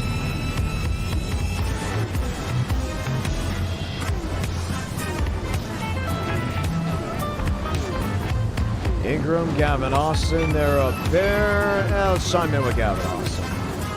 Austin, John Ramos, you got a copy? What's up, John? Well, we never got to explain what happened there in the Southern 500. Would you like to elaborate for some of the viewers? Yeah, just me racing a car for position on my lap, and I mean, both our cars were destroyed, and I was gonna send it on the side, the car just wouldn't turn, and sadly took out Mavic. He had a really good chance he was probably gonna win, and you know, sucks for him, and you know, sucks for everyone involved, and yeah. Interesting. We're going back and forth with that. Admins for some things on that. You're starting on the front row. Keith Ingram, pole. My goodness, did not have that one on the bingo card today. But you got hard chargers behind you. You got 30 laps. This ARCA car, it's been a little sketchy. What's the outlook? What's the game plan? Based off of that duel, you definitely need help. I feel like we'll get single foul pretty quick here, depending on how long this outside lane and me can hang on. So I don't know if we'll fall back or, you know, go to the inside at all. It depends if we'll go single foul throughout this race or what happens. So it's definitely going to be interesting. I think this is my second time racing these cars on a super speedway, and I don't even really remember what to do or what I did last time. So we're just going to have to learn throughout this race and figure it out, and maybe use this as some practice for the Talladega. Maybe so. All right, they're getting ready to fire on off. What do you want to say to the viewers back home? Well, I mean, get ready for a great race. Great race is right here.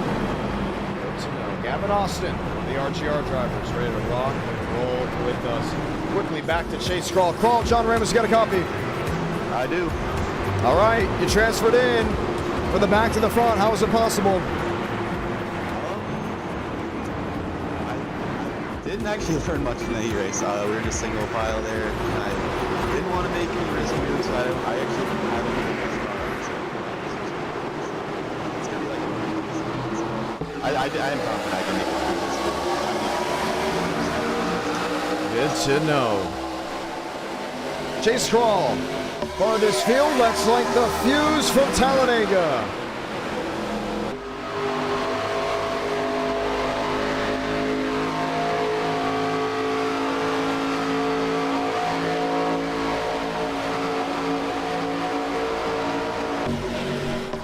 Wrecking deeper in the field, Christian Delgado. 3 wide, Braden Mavic to the outside off the exit of the Alabama Gang super stretch. Lines up with Joseph Armstrong, lines up with Ortega. Did not take long, and you see the Rhett Jones 29, stuck 3 wide in the middle.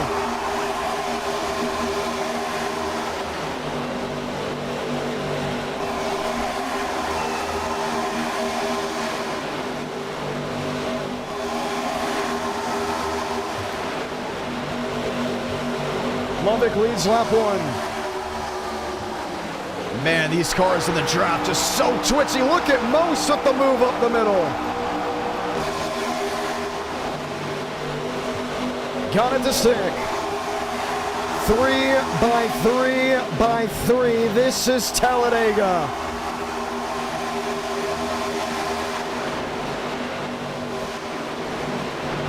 Trouble. And it's the big one. Multi-car incident, just 2 laps into this race. Mosteller is in it, William Schmidt is in it, Marty Shamela. Heavy damage as he slams the inside wall. And the caution will wave with 28 laps to go. Keith Ingram is in it. The damage on the Rhett Jones, number 29, Hector Collazo. The damage on the nose of the 99, Riker Byram. And the field just exploded. Working the middle of turns 3 and 4.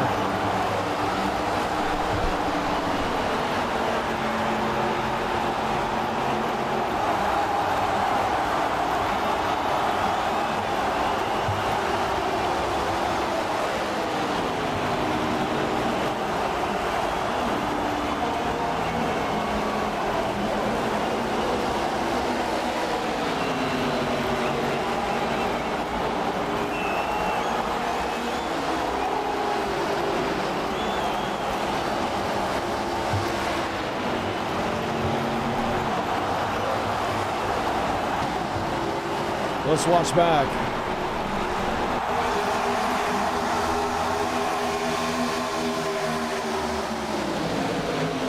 Keith Ingram. It's start there, no. The 84, Andres Vargas.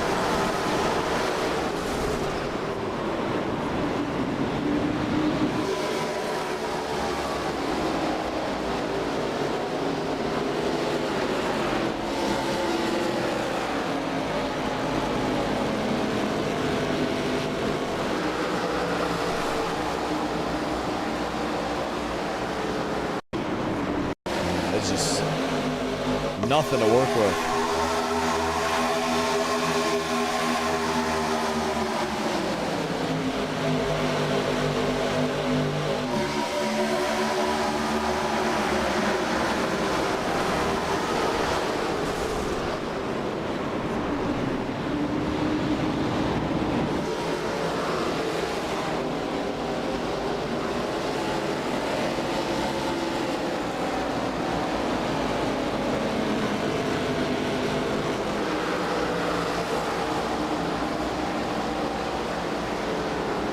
Man.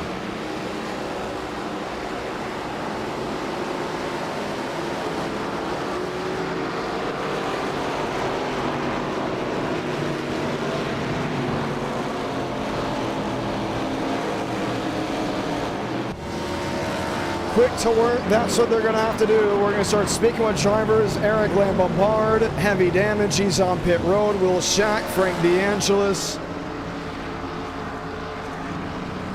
Mitzel. What a cluster.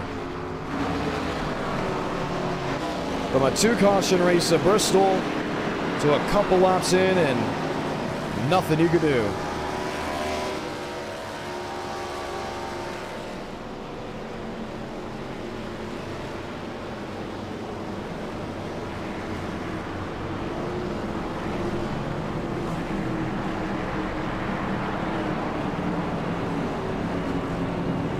Multiple drivers involved.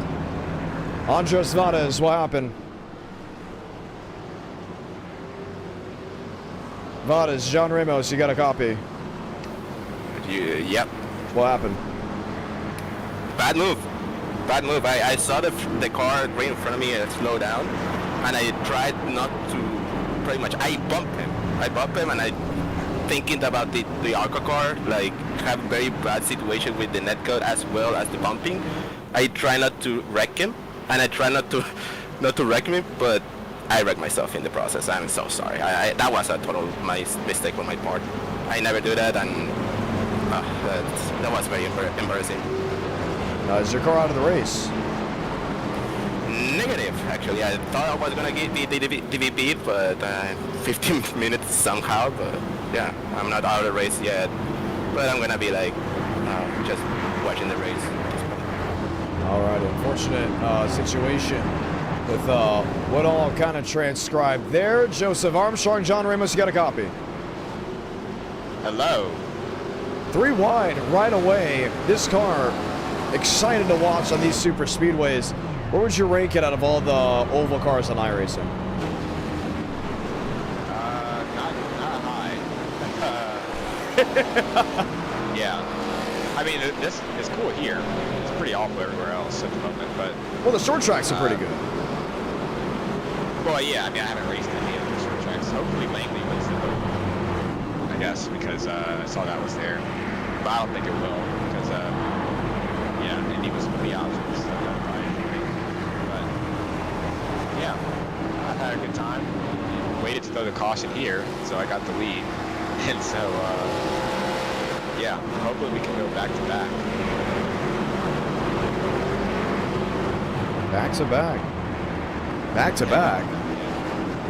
Yeah. Did you feel like... I know I didn't cross the start-finish line first yesterday, our last race. Shit, probably wouldn't even won it, but still, you know. In your was heart. in position to win, and then we had the lap car just kind of... So talk to me about that. Agree to disagree. I know we do a lot of that. He was in the wall. No. Yeah, why was he in the wall, though? Because he wall rode the second half of the corner just to stay ahead in front of me. That's why Did he actually speed up? Like, did we see that? by a car in the half, like not clicking. I thought he was just being shot third I place. entered the corner when he like got into the fence and then gassed it up in the fence. So yeah, I mean he was in the fence because he wall rode into the fence.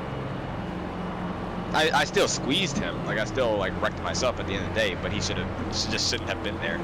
But it's you know, it's typical in R where like the lap cars are just unaware of what's happening around them, and so that's that. But I'm glad that the caution was called because that really gave me at least a second chance to win. Didn't pull it out, but you know, second place there, and then we're gonna win this one. So I'll be talking to you in about 20 minutes. And we will be talking to him in about 20 minutes, or that's exactly what he thinks to when this race will go at an end. Joseph Armstrong puts a block on Kai Collymore, and we're underway.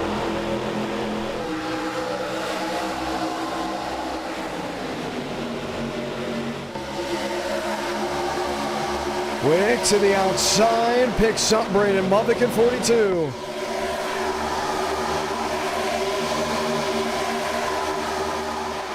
Ortega spinning, wrecking Marty Shamela. Max Swearengin and others. 2-3 car incident. Scatter the back was not Max Swearengin, was a typo on the right side of our screen. Swearengin in the main pack. Shamela goes around racing for the lead.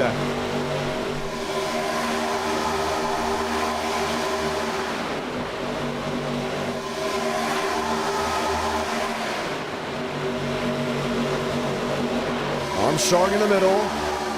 Mavic was lined up with them. Now navigates top side of the racetrack.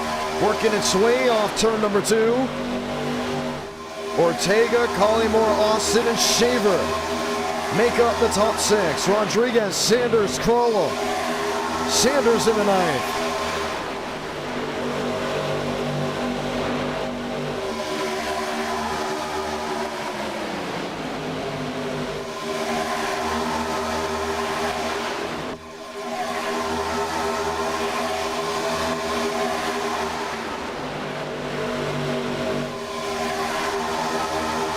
To go.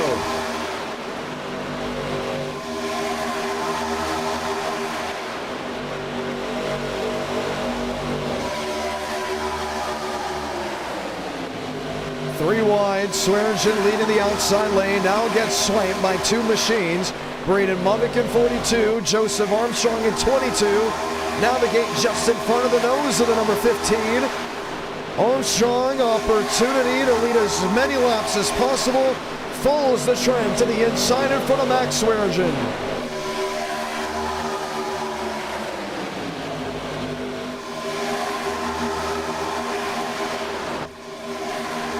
Mubbick a move.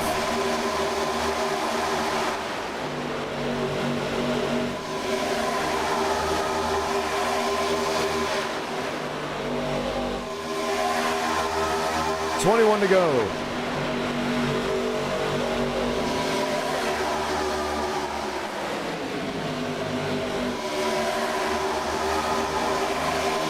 Joe's lined in with Gavin Austin.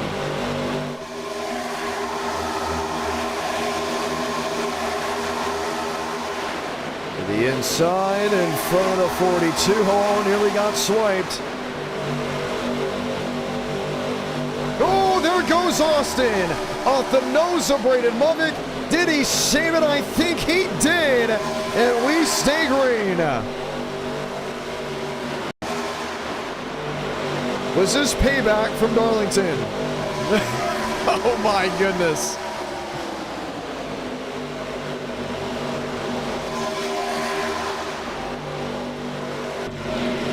.20 to go. DeAngelis, lane 2.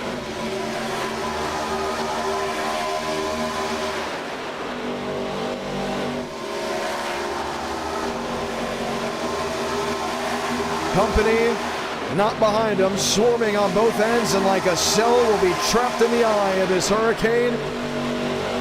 Mubbick leads, Swearengin second, Jacob Wilkerson bats an eye and jumps to the middle. Here goes DeAngelis, and a huge impact to the inside wall for Derek Shaver. Caution wave as the second group was oncoming. Man, what a hit.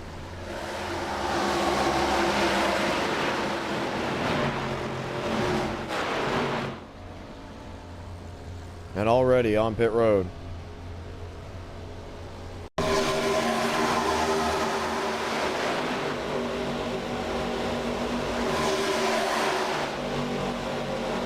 Aiden Walker just narrowly finding a way through.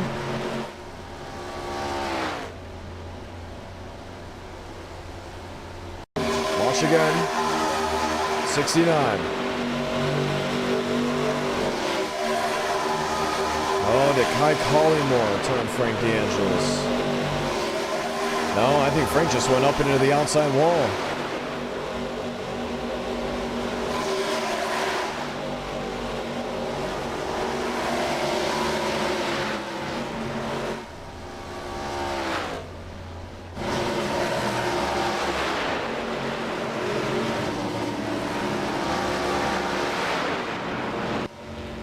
Caution waves.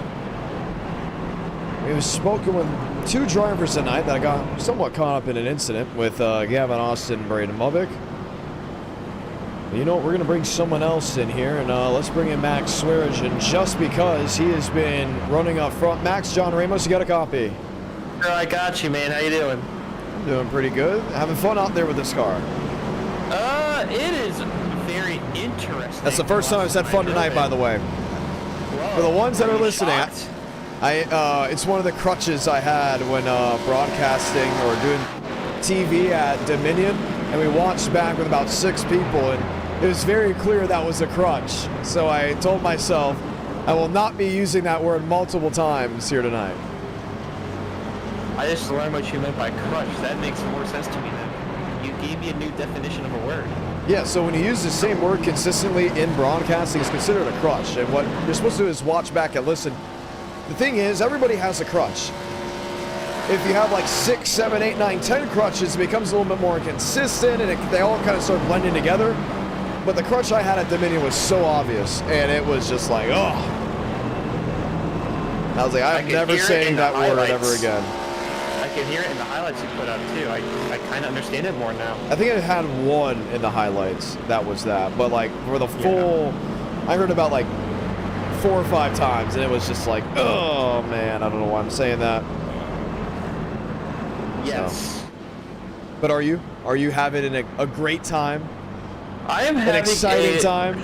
I'm having a fabulous time here on the high banks at Talladega. You know, once again up in the front because of pure luck, avoided that first wreck, and now I'm up here with the boy Braden Mubick and Joe. So we're having a good time up here. I like it up front. Mubick's last name has been butchered multiple times, so let's go ahead and actually, because you said that, let's give everybody a rundown. First time Mubick arrived on the scene, I did say his last name correctly. It is Muvick. That is his last name. But I then thought that was wrong at 20-something years old, and I started calling him Muvac, like a vacuum cleaner. And then he said, you need to stop calling me that. And I said, how about Muvick? He said, no, just say my last name, Muvick. I'm like, ew. I was a little disrespectful.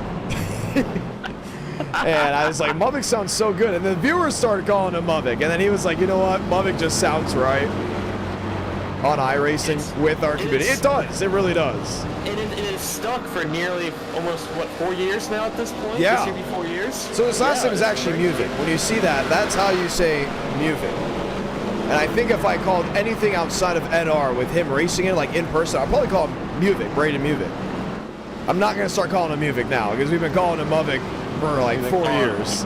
Yeah, late 2020, or I should say summer 2021. I was going to say, it would be pretty funny if I started calling him Muvick and he won an e-ticket, because that means I would have used his last name differently in all 3 e-ticket wins. That is very true, yes. But yes, we call him Muvick. His last name is Muvick. Oh my gosh. So I know it's spread around iRacing that we call him Muvik, which I think is very funny. And people now call him Muvik. But it's like my last name, you know? My last name is Ramos. Down when I lived in South Florida, people call me Ramos. They would roll the R, Ramos, John Ramos. Instead of John Ramos, it's John Ramos. I remember when I played at Grapeland Park. Oh my goodness, that's what the announcer said every time. Up the bat, number 11, John Ramos. And you know, I mean, I'm a first generation American. I get it. I understand. Right? They got the Cuban heritage in me, and then the Norwegian, Scandinavian heritage in me as well. You're Norwegian? I have Norwegian blood in me. Polish, Norwegian, Scandinavian, and then the other 50% is the Cuban ethnicity. Yeah, the more you know. Man, we're just like throwing stuff out tonight, aren't we? Yeah, you can go on Ancestry.com now and probably find his generation of parents. But let's get back to racing, I guess, instead of bloodlines. I don't know. I think we should delay the grid and talk about it some more. No, I'm just kidding. But yeah, the ones that are wondering, Braden Lubbock, that is a big thing. I know we kind of just started rambling and went all over the place, but I thought it was pretty inspirational. Yes. All right, 16 laps to go. You ready to go? I'm here with this green flag. I'm winning this mother trucker. Max Sweargen, number 15. Goes back to green from Talladega.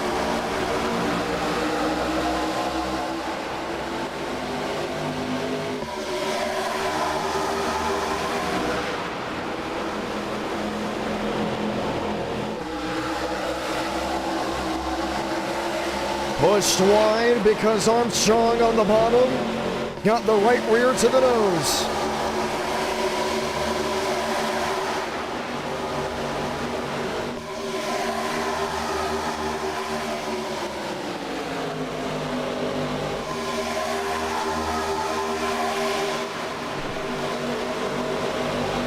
Maverick Ortega, Collymore, Tobin, Sanders.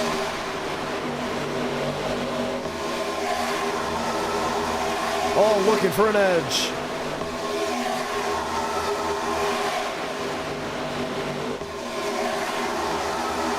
$15 to go. The lane is there on the bottom. 4 wide, Joe on his own.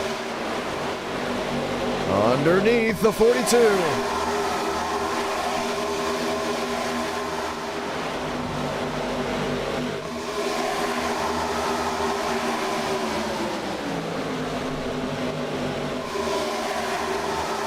Alexander Ortega, who ran so well at Bristol, now leads at Talladega.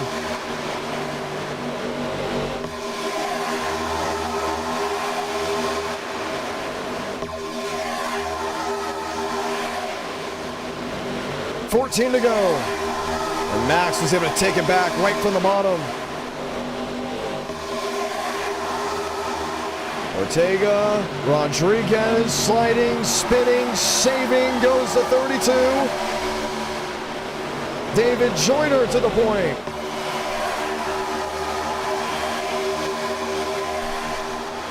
I believe he may have Gavin Austin. No, Austin on the outside has the 78 of Brown.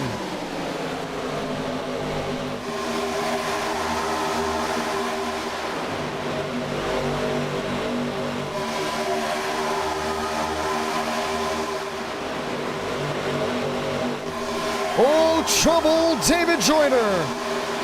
Hard into the inside wall. Gets it fired, we stay green. Single car incident. But what's next? With how they're racing, the intensity, the desperation setting in. Joe top shelf.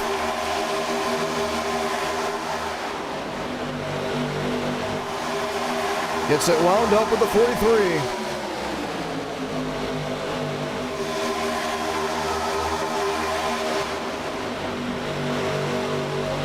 Wilkerson to the bottom, Joseph Armstrong. Desperately trying to make a move.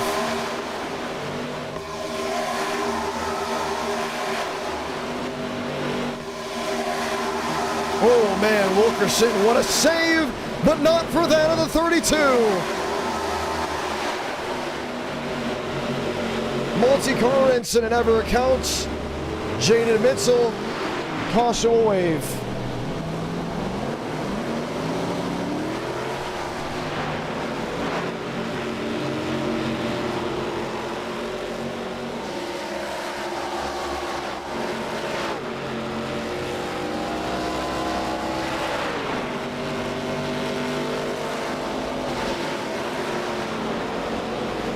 Man, oh man.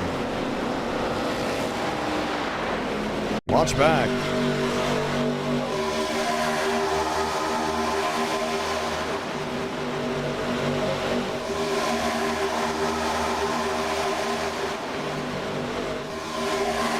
Top of the racetrack.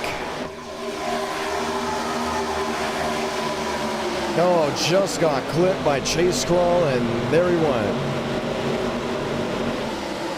Ingram with damage.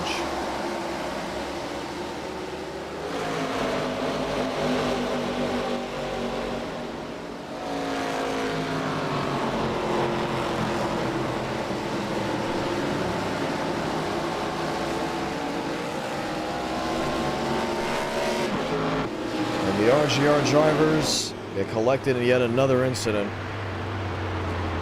Raymond Mummick says he has a story. Let's go in and hear it. Mummick, John Ramos, what's the story?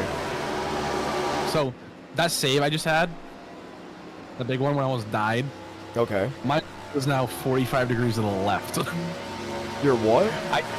My wheel is now uncalibrated 45 degrees to the left. How? I saved it with Logitech wheels.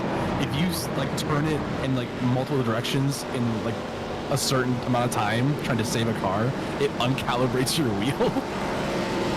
So yeah, my wheel right now going straight, like I'm driving straight, is 45 degrees to the left. Wow. We're not pitting. But say, so how do you fix that? You have to go back into like your settings and in like the iRacing options, and you have to completely recalibrate your entire wheel. Is there like a photo we can have of what this looks like? Yeah, I'll send you. Don't text and drive. That's smart. That is a really good storyline. So now that we know that heading in, let's continue to talk with other drivers. You know, we haven't talked to Demos once today. Mosteller, John Ramos, what's it going? Pretty... Not good. Not good. Not good. Why not good? I got Logano blocked on lap 2 of a 30-lap race. You don't win races on lap 2, I can tell you that right now. Speaking from someone that's won a lot, you don't win them a lot. And then right here, I was riding around trying to get my laps back, and Keith Ingram got wrecked, and he destroyed me. So now we're driving on 3 wheels. We're not gonna give up though, even though it's not looking very good right now. Man. All right. Well, restart coming about. You've won multiple races already this year. Do you think you're gonna walk away with the win tonight? I don't think so. I think the vibe that I'm getting out of tonight is that I'm just going to be getting caught up in other people's messes. But you never know. I'm not going to count myself out. I never count myself out. We'll just have to see. Have to see, indeed. You got 10 laps to go before things get a little bit rowdy. Matter of fact, I don't know why we didn't get the one to go this time by. Let's get the one to go now. So, lights off. They're going to stack them up 2 by 2. As they get ready for the restart, you'll have 9 laps to see what you can do. I ain't going to be doing much. That is Daniel Mosteller. Unfortunately, not the best night he has had. Mummick, Austin, Armstrong, Rodriguez. That being the top 4. Line them back up 2 by 2. As 9 remain for Talladega.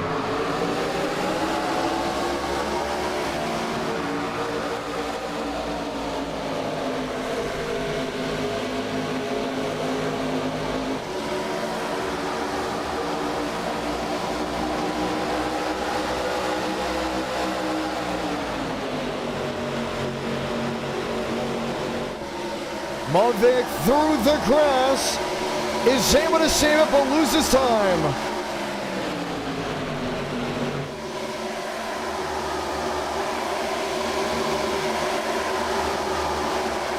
Austin dropping back.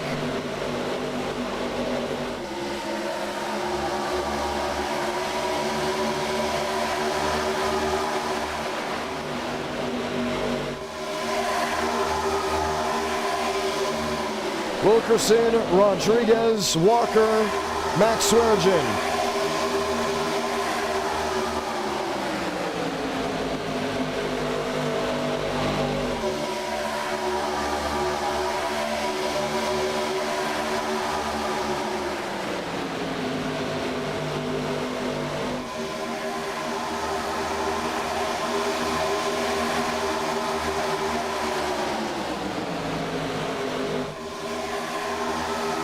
Two by two, back three wide.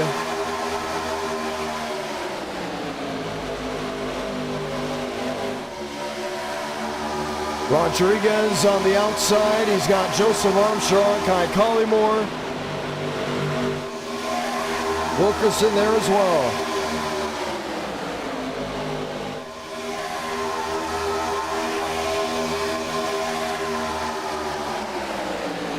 Seven to go. And Rodriguez has the advantage to one.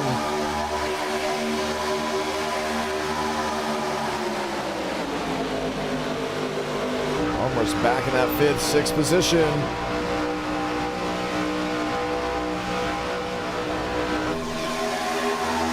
Two by two, shuffling, swaying.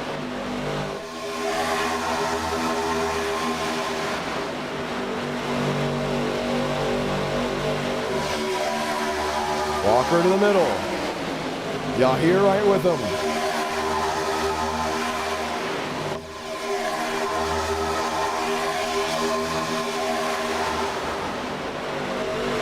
Six to go at the stripe.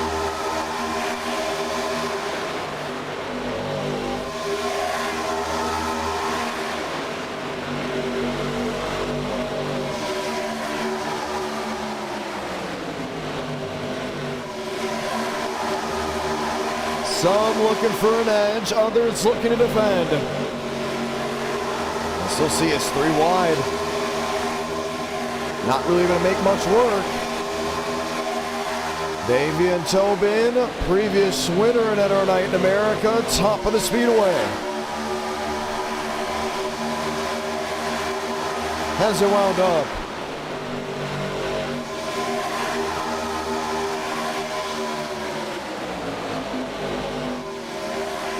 Joe through the middle, 4-1 at a moment's notice.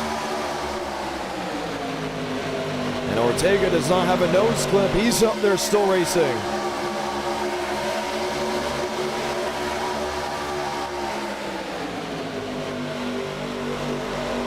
Walker wide. Tobin inside. Armstrong, Wilkerson. A shove once, maybe twice.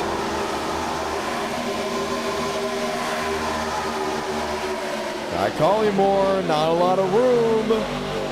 At the 32, trying to squeeze wide.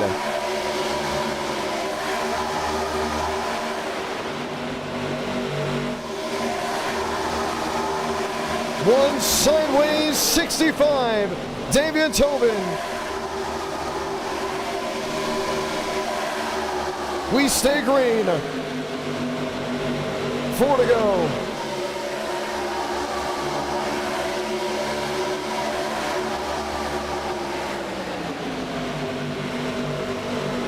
Ray DeAngelis through the middle.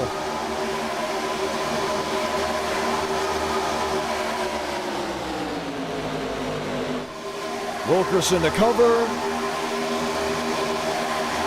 Got blocked by Armstrong, but sees daylight ahead. Walker with him. Collymore. Stacked up, nose to tail, with Schmidt and DeAngelis. Lined up, lined in. 3 to go from Talladega.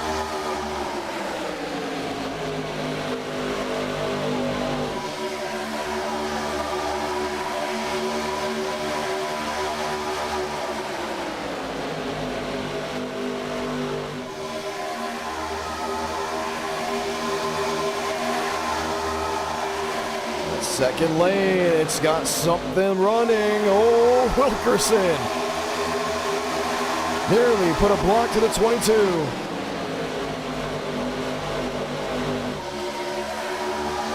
Three wide, 2 rows deep.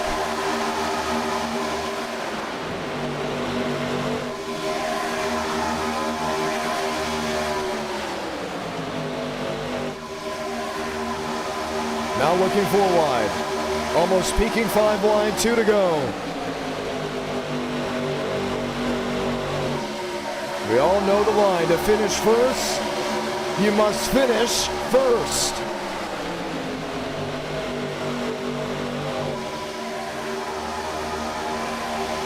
Who can set themselves up for the final lap?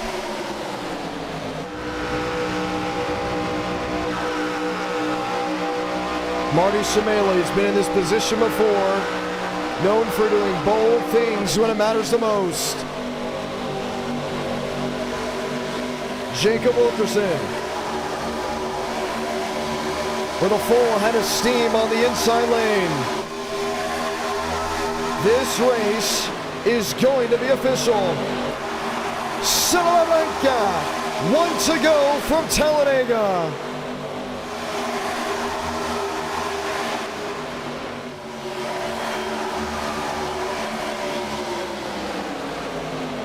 Armstrong covering 3 lanes, working to class. Murphy in the fence. Same with Gavin Austin. Momentum heavy in the middle. Shimele blows an engine. Drops back out of the race. DeAngelis to the inside. Tobin goes around. Collymore squeezed by the 69. Checkers or wreckers. In the case of Armstrong, he'll see victory lane at Talladega.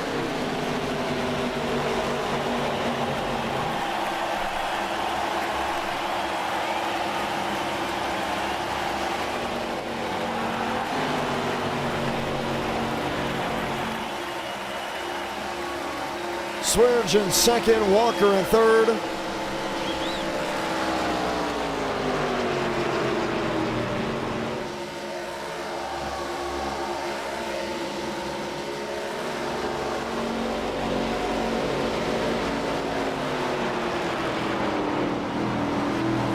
Win number 1 on the night. And Joe captures victory.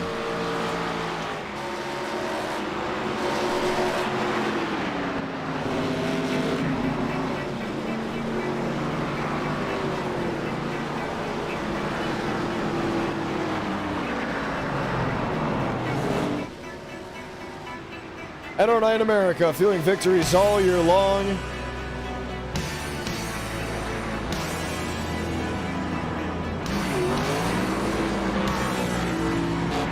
First race at Talladega with the new texture update. That goes the way of 22.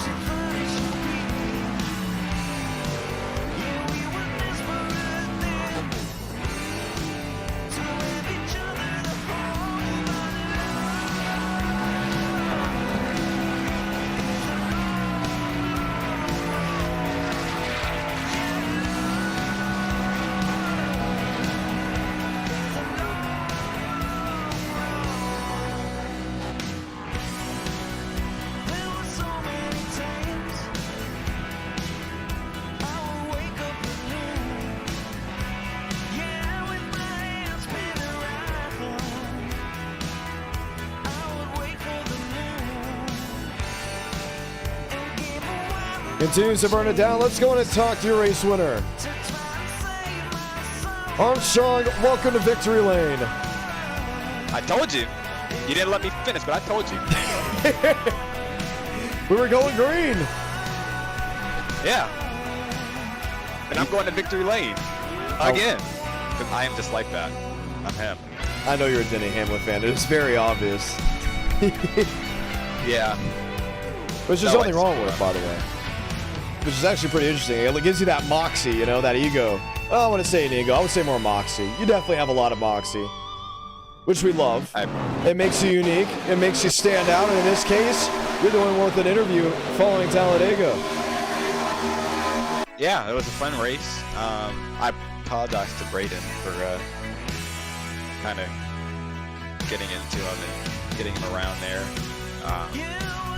But yeah, it was a really fun race. Like, crazy. I'm gonna say it's crazy, but there was a lot of guys up there who kind of knew what they were doing, and we were just kind of having fun while still controlling the field. And fortunately, I was at the front, and thanks to Frank for kind of pushing me those last few laps. And yeah, we came off of 4, and Frank and whoever else back there got into it, and at that point it was just kind of wraps. But yeah, fun race. Bristol was fun. I don't know what's next. Well, we're gonna have a runoff between ARCA Langley and IndyCar Indianapolis. So it's NR night, not IndyCar night. So. Are you an open wheel fan? I mean, not really. All right, so I mean, like, it's cool, but I don't have the steering wheel for it at the moment, so I don't want to do it. Yeah, you were going through different options. What were you looking at? Wait, what? Weren't you going through different options? You sent something to our group chat that we're in of you trying different things. Oh, no, yeah. So I'm selling my stuff, hint, hint, wink, wink, if y'all want to get a new steering wheel or wheelbase. I am selling my old ones.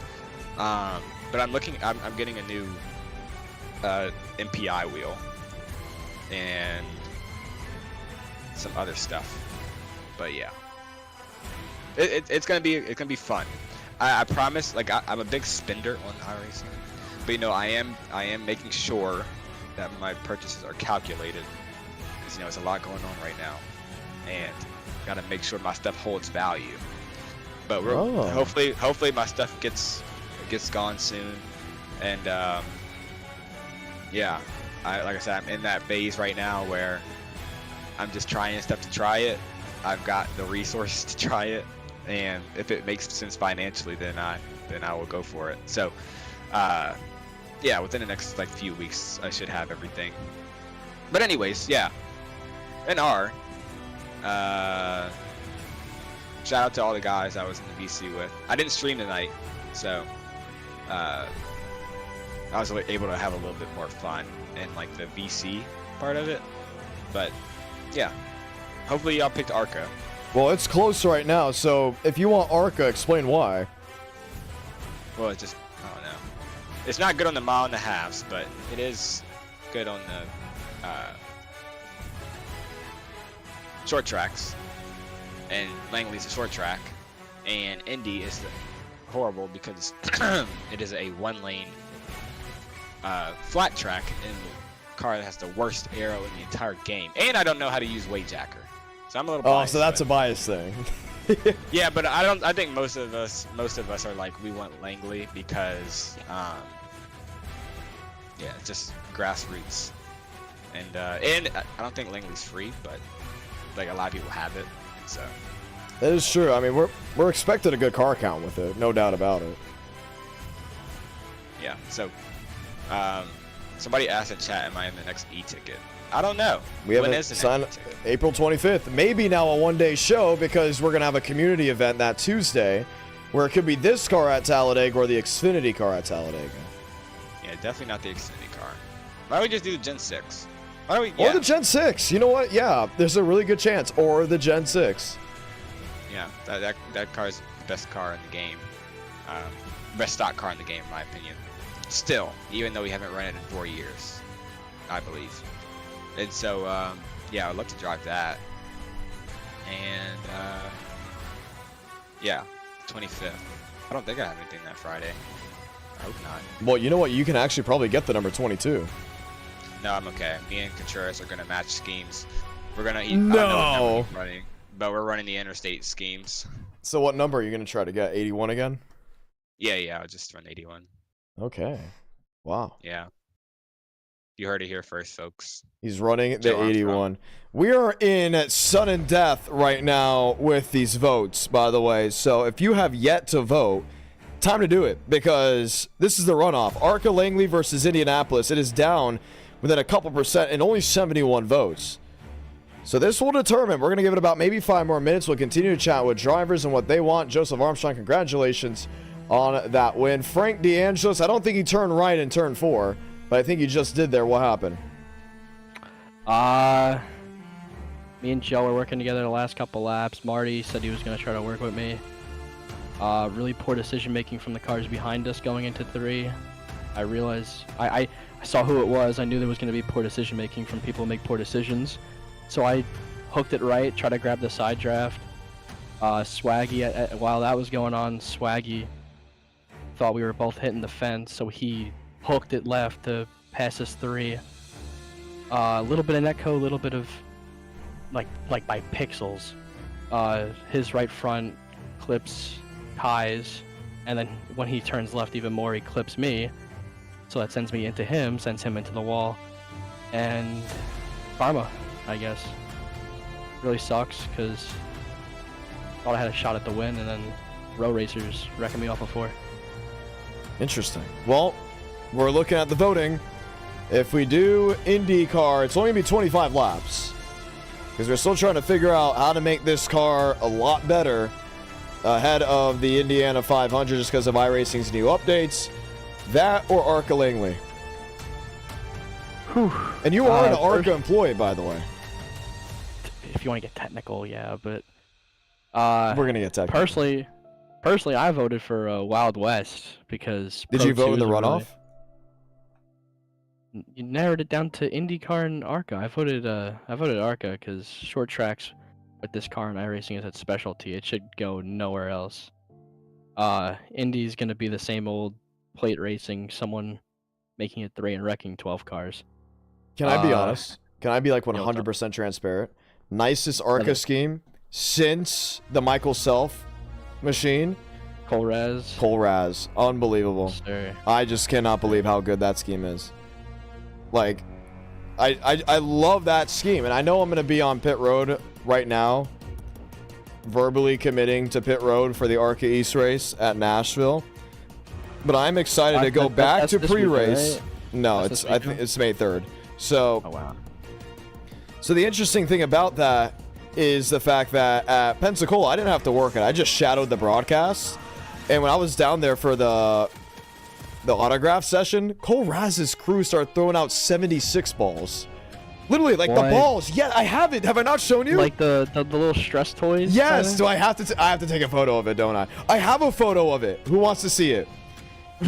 It is so cool. It's my favorite ball. I feel like a dog, but seriously, I would say that's good. That's very good sponsor activation. It is. Like they started passing it out, and I was already done working because I had already did what I had to do earlier. And I was walking, and the person was like, "Here you go," and I was like, "I have a ball. It's a 76 ball," and I'm like, I cannot wait for Cole Raz's crew to come to Nashville, just so I can get that 76 ball. I really want that 76 ball. So yeah, if you're ever doing an Arca East race, or I don't know if they do it for Arca West, and they're having the autograph session beforehand, Cole Raz, go over there. They might be giving out 76 balls. They did it at Pensacola. I wouldn't be surprised if they do it again at Nashville or wherever they go. Maybe a Flat Rock. Talladega in a few weeks. I don't think they'll have an autograph session on the front stretch though. They usually do it at grassroots short tracks. Yeah, not on the front stretch. Probably in the garage or something. Yeah. But usually at the grassroots short tracks, they do it on the front stretch because it's easier to access. So, oh my gosh, it was so awesome. And here's Barbagallo saying the same thing he says all the time. They run Sunoco. We get it. But it's still the 76 ball. I love Sinclair and 76. You know what? I need to get a giant 76 ball for my apartment. Why do you like the Sinclair car? You know why I like the Sinclair car. You know exactly why. There's 2 reasons. One, Pixar. Yep. And I would say that's the main one. The king. And the other one, father, when he went from Miami, Florida to California, Went on Route 66, and what do they have? Sinclair stations. So one day I'm going to stop at a Sinclair station. I saw a 76 Unical station on the way back from Virginia to Tennessee, and I'm so mad we did not stop because I so wanted to go in there and get a 76 Unical shirt. Oh, shout out Eric W. Eric W, look at that. W with the W. Tom got one. Gabe got one. Joey, Rabid, Skull as well. Must be a Vikings fan. Got him. We're going to bring it back to our studios here in Nashville, Tennessee. We did put the session up. It is going to be IndyCar. But yes, I'm telling you, I love that 76 car. I do. Oh, just dropped. And what about the 03? The club car? Yeah. I mean, I like the club team. I know people on the club team. Wait a minute. I think you work for the club team. Uh-oh. What happened? No, I do. No, I do. Oh my goodness. I was about to say, wow. That would have been crazy. But yeah, I know a couple people that work for the club team. Very good. Are fun you going? group of You guys. should work the Nashville event. You know why?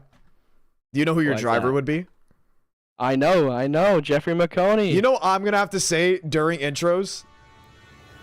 I'm going to say, starting blank, driving the McConey setup shop. What do you guys drive? A Ford?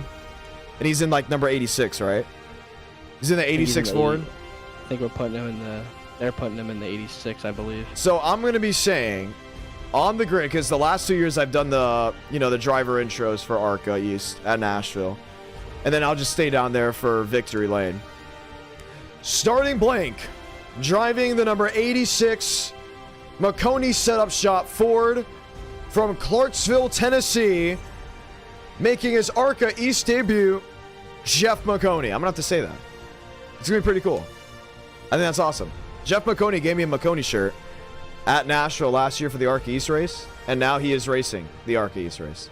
So it's going to be pretty cool. So, you know what? Let's give the viewers a little bit of insight. What does it take for an Alex Club team to race week in and week out with ARCA East and ARCA Main? You're asking the wrong guy because you work. You didn't go over the wall at Daytona. That's can you work Nashville? You'll go over the wall at Nashville. I'm gonna see if I can. Yeah. You have a place to say, right? Technically, in theory, Yeah. Theoretically, Perhaps. Yeah. I don't know. I'm thinking about it because with work and it would be. I might have beyond cool. I might have some more gigs in Charlotte area. Can't really announce that yet, but But the ARCA East car count is rising. It is up. Stocks are up for ARCA East. I'm telling you. I think ARCA in general is up. I told people this was going to happen when the next gen dropped. Like, I literally said, what's going to happen is the Gen 6 components, we're going to go to the Xfinity series, right? And they did. And then what's going to happen? The Xfinity series hand-me-downs are going to go to trucks. Maybe. Do they even coincide? I know the Gen 6 and the Xfinity components coincide. The trucks, I think the trucks are an entirely separate thing. Okay, but, like, so some of the bare bone parts, yeah, but my knowledge. So post Xfinity, Xfinity. Where are they gonna go? Hand me down. Well, no, there's still Xfinity is still a bunch of hand me down Gen 6 chassis and stuff. But where do ARCA. the other ones then go after Xfinity? They go to ARCA, and what did it do? It grew the car count. And in my opinion, I think that's how the car count grew. Or just because, it's a wave of situations. I mean, I think when I first arrived on the scene in 22, 23 of like the in-person side, ARCA West was kicking butt, you know what I mean? And now there's been a correction in the ARCA West, market. And then all of a sudden now ARCA East, which we used to have a lower car count, is now back up. It's really just a wave with how things work. And ARCA in general, I mean, Salem last year had an insane car count. Like, the car counts are growing. What was it, IRP? How many were at IRP? We had to bump people, or ARCA had to bump people this year at Daytona. I do remember. Daytona's always, I was down there. It felt big.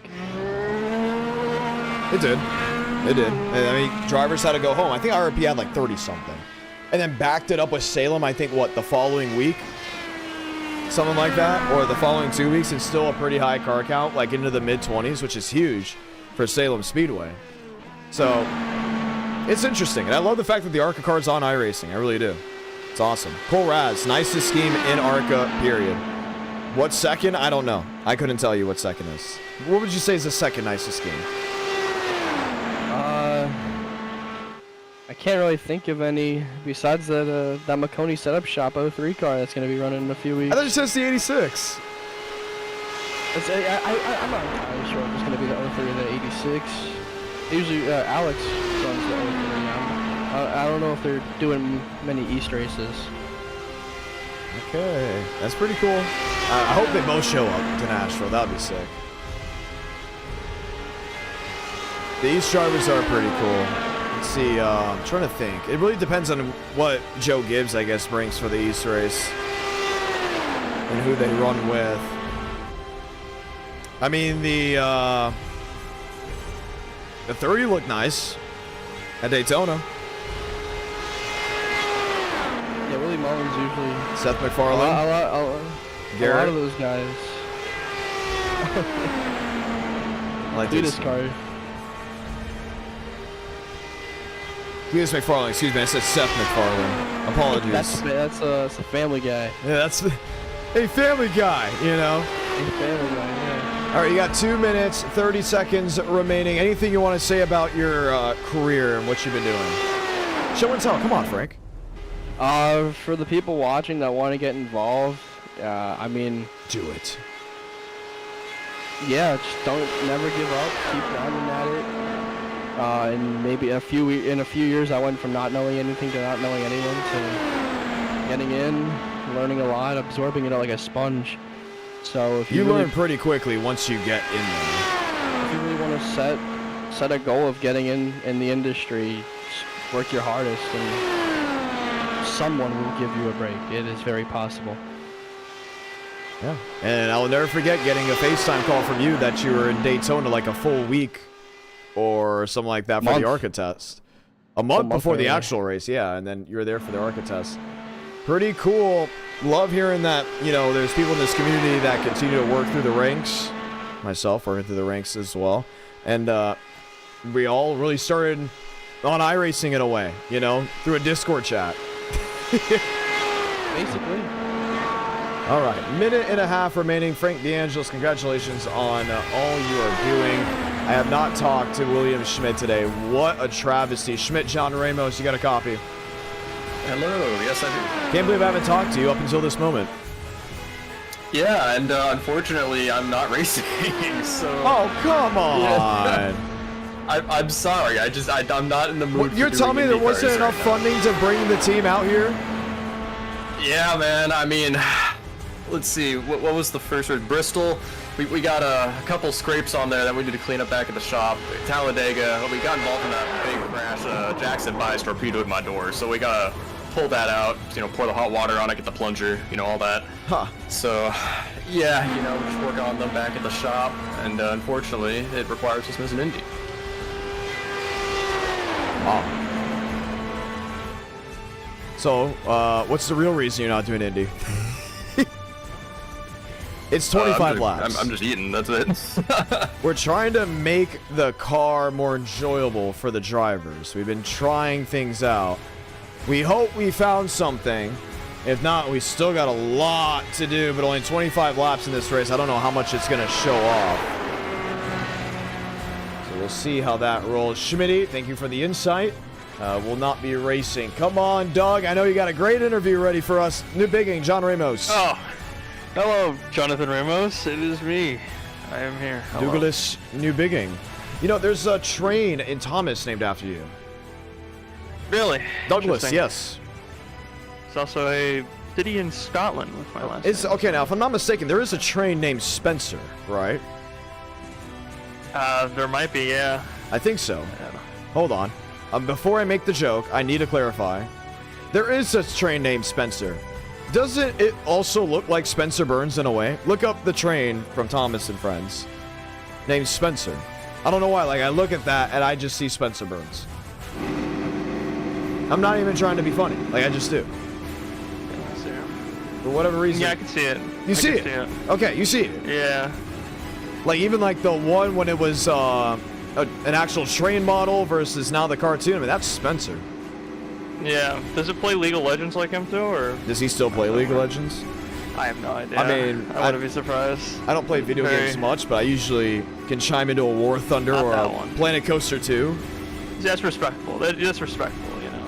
But League of Legends, nah, no. I mean, then again, all my Planet Coaster 2 stuff is really just from the workshop. Yeah, the mods. But anyway, still. But yeah, it does look like Spencer Burns.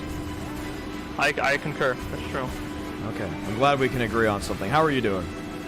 We're doing great, let me tell you. I'm getting ready to watch this great NRA in America race at Indianapolis. Yeah. I don't know. I got wrecked out of Bristol, so I'm kind of a little negative Nancy right now, but Bristol only had 2 2 cautions. I know, but I towed. I was a good individual, and I towed when I wrecked. So I'm very grateful that you were a good individual. So I was catching the field. I was like 6th, I think, making through my move for 5th, and just nothing. So womp womp. Well, we're getting ready to start this one. Who do you think's gonna win?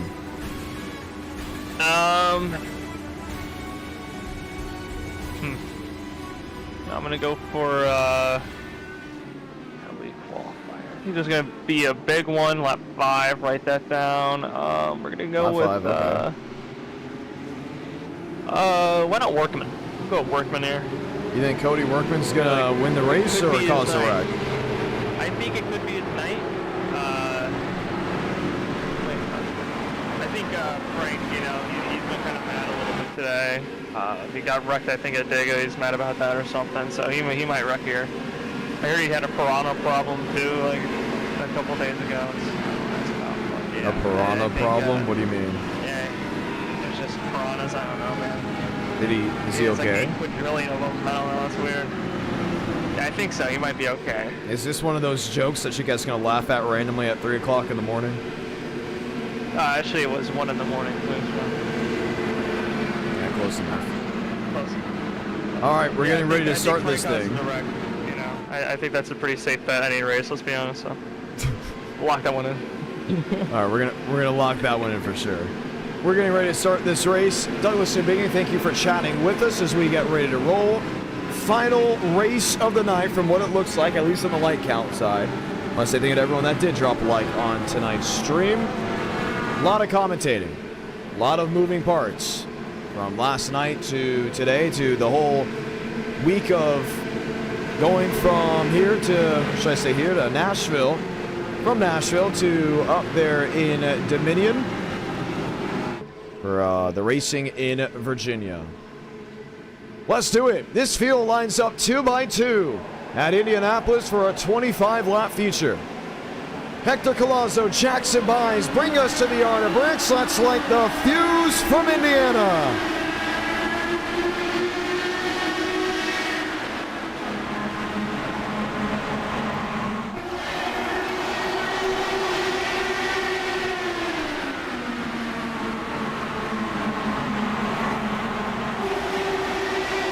Delgado sliding deeper in the field.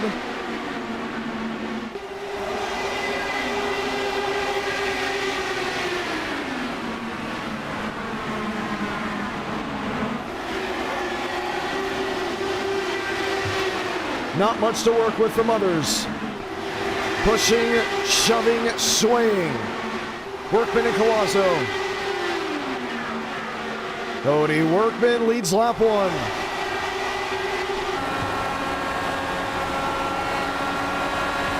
Mostly everyone else tiptoeing through in and out of the corners.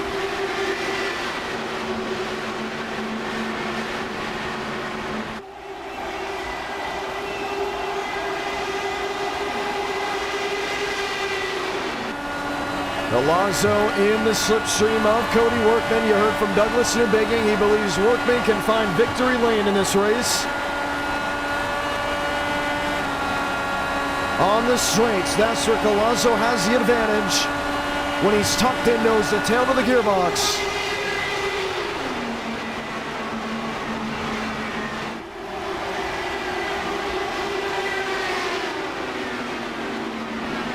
There's DeAngelis, P7.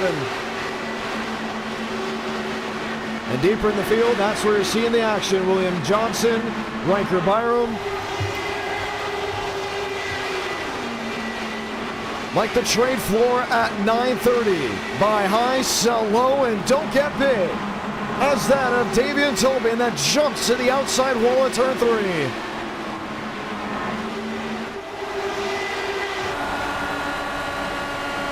Workman squeezing Colazo wide. Didn't give him much room. Hector Colazo forced out of the gas.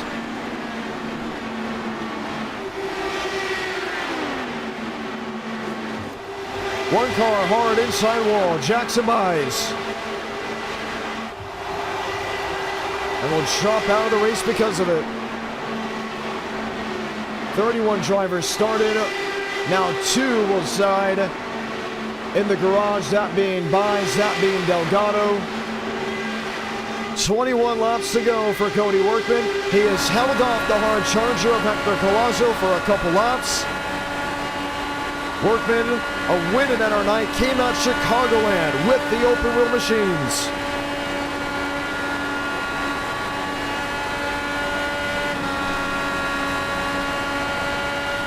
Look at the speeds.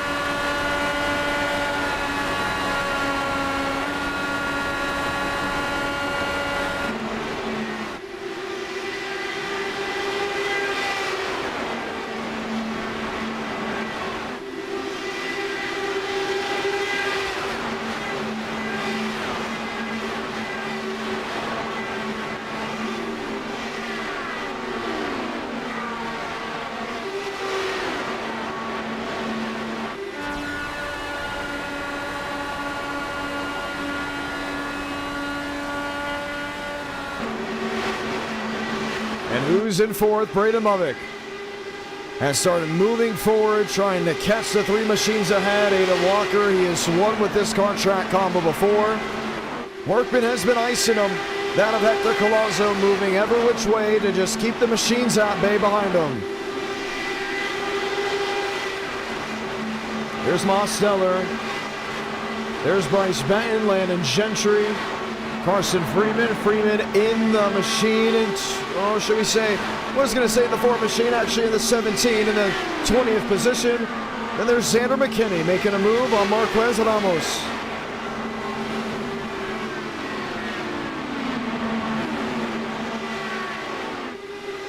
Hector Colazo, is it time to bite? Oh, not able to do it there.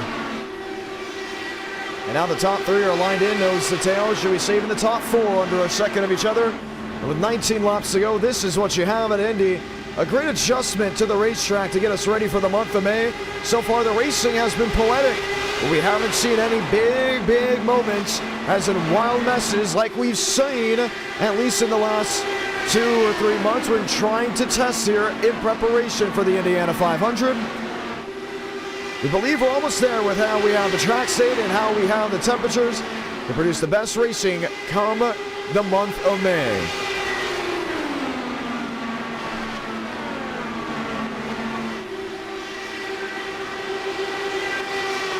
Colazo in second.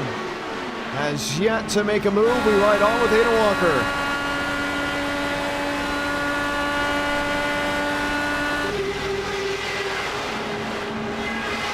Trouble. One car inside wall up near the attenuator. Landon Gentry.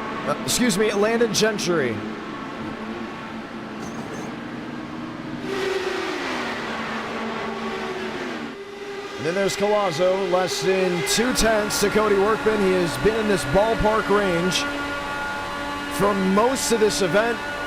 Has yet to be able to fully bite, maybe take advantage.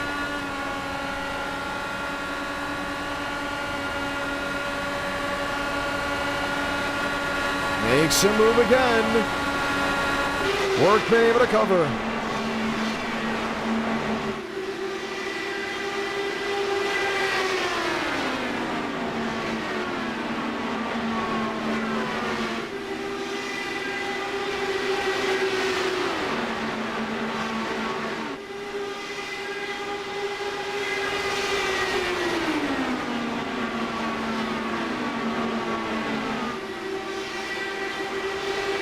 16 to go. No trouble. Frank DeAngelis finds himself into the outside wall and will not see victory once again here tonight. Let's watch. Pow, outside retaining wall all on its own. No cars collected with him. We stay green. Trouble in front of the leaders, and that's enough to bring the caution out.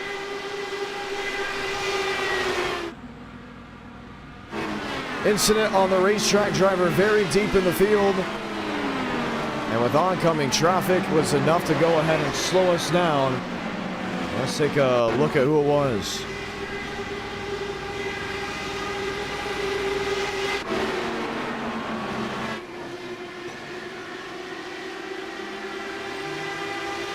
Heath Rutherford.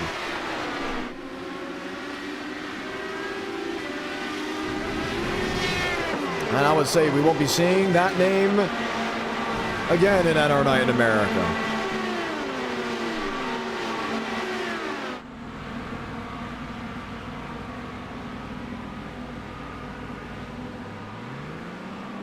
So Rutherford has been asked to leave and has been escorted off the virtual preferences. Will not be returning to NR Night in America with his endangerment. This brings the caution out for the first time, stacks everyone else up for a restart. And because of that, I don't think we're going to be seeing a lot of guys coming to pit road, with us hopefully trying to go ahead and start this thing right away. We should get the one to go this time by, knowing most drivers will not want to give up their track position. You would see the lights come off the top of the pace car. This time by, they come off turn 4 and head their way back to the yard of bricks. I may stand corrected, because at least the possible bluff of others coming to pit road, and they all tried the same idea, but that of the number 31, I believe that's who it was. Ever counts in 30. Comes to pit road, we'll see the one to go. And we'll get ready for a restart. One caution in this race. Workman, Colazzo. Let's go chime in with Cody Workman.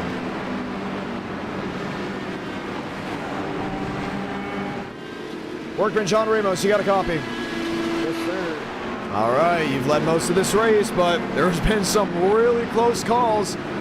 What's the razor edge of being over aggressive and ending up into the outside wall?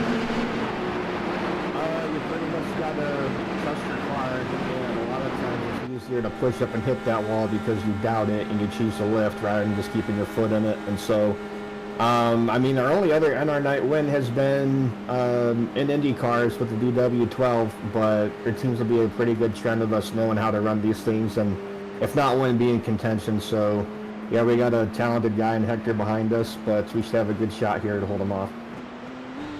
All right, we got the one to go here. Single file restarts. He's going to be all over you to turn 1. How do you defend? I've seen things are too from a pet dragon, so we may interpret a dragon here. We'll see what happens. We'll see what happens. Good luck, Cody Workman. One of the drivers, originally from Illinois, moved to Southwest Florida, up down the Suncoast. Pace car, hard left onto pit road, and we're going to try it all again. 12 laps remaining from Indianapolis.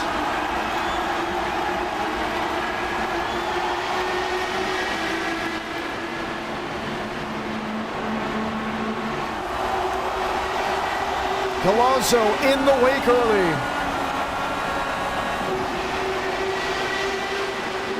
Has the advantage down the backstretch. Goes underneath Workman.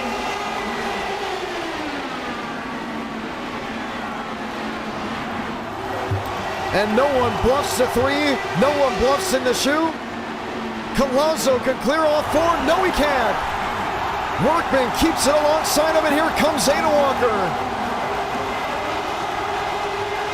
The 2 for 1. Walker to the race lead.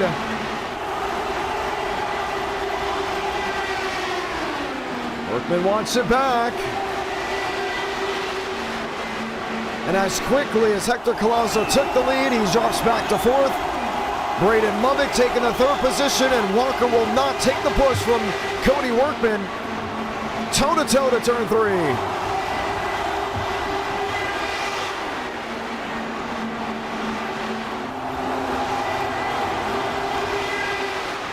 Ten to go when they get to the stripe. 3 wide, hold your breath. Mubbick clears one, clears them both, and looks to walk away as he puts the rest in the mirrors.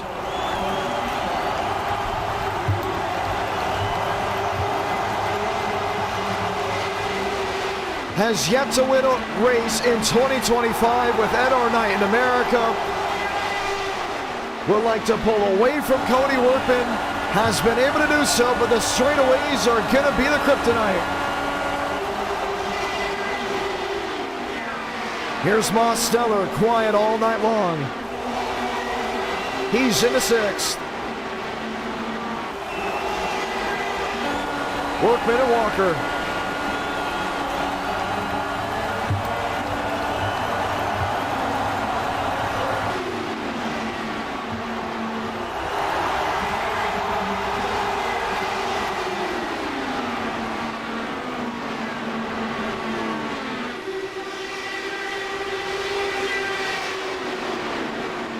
The question now is, what's next?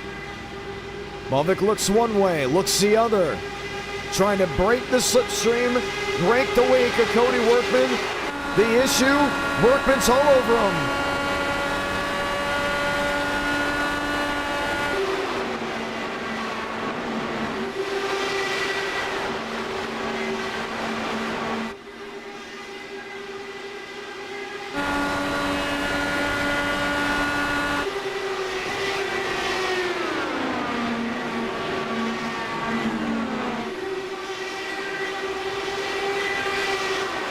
Seven to go when we get to the line.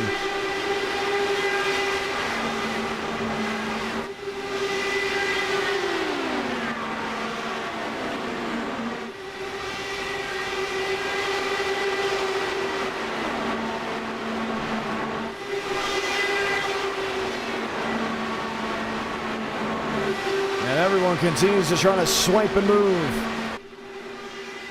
Mubbick moving around, Workman moving around, Walker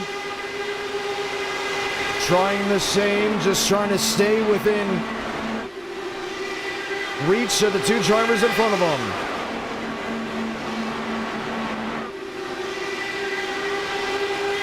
Down towards the insinuator.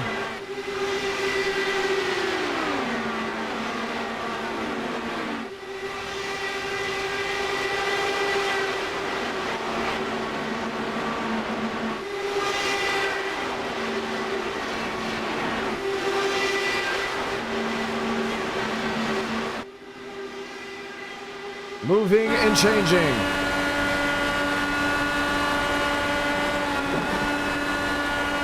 I heard that downshift.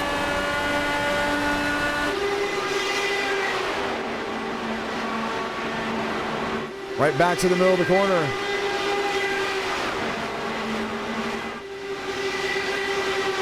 The dogfight is on for the win in Indy. Workman to the inside. Mubbick thought about covering.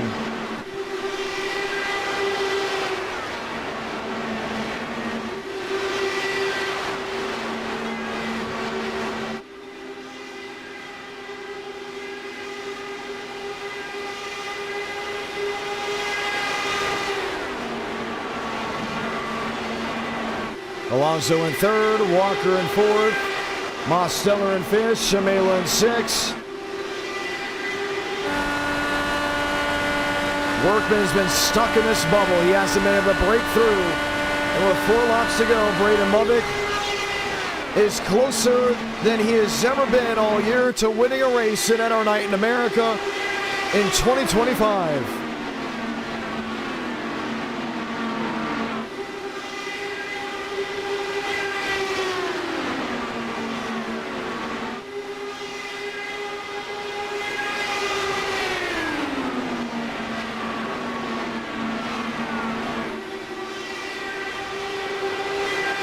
Alonso in third.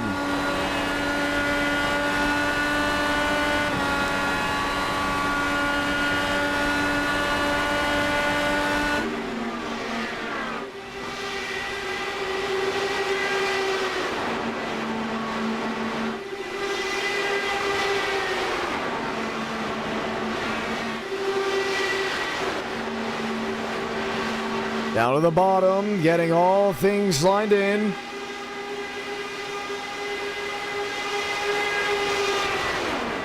Tries it back to the outside. Workman in tow.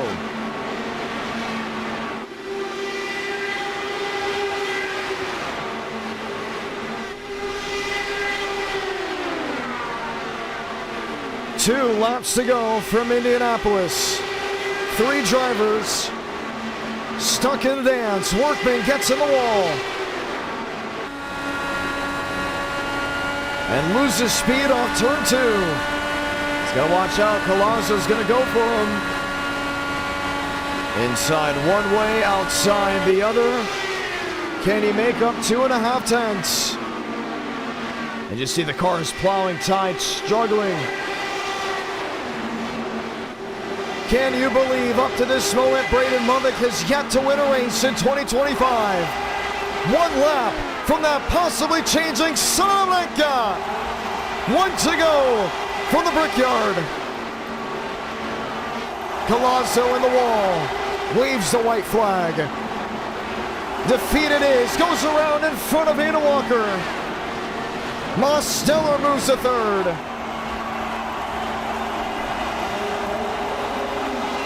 One last opportunity for Cody Workman, but he'll look to be too far back. From the defeat of Nashville to the defeat in Dega, nothing went the way of 42 in 2025. Let's not even forget about Darlington, because now he will be top of the stage. Braden Mummick wins it in Indianapolis.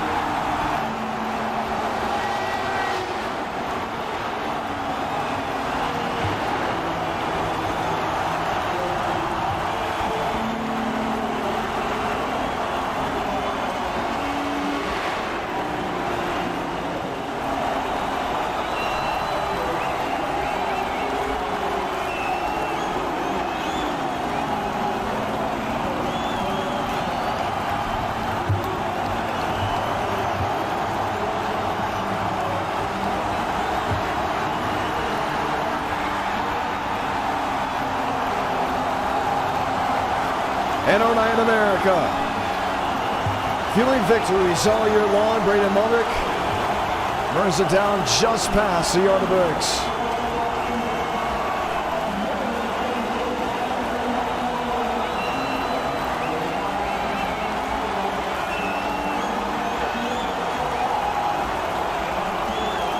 Fun night of racing. Fun opportunities for some. And the 42 will find victory lane. That will end this evening with all the racing at NR Night in America. Time for most to go ahead and get some shut-eye as Wednesday's approaching.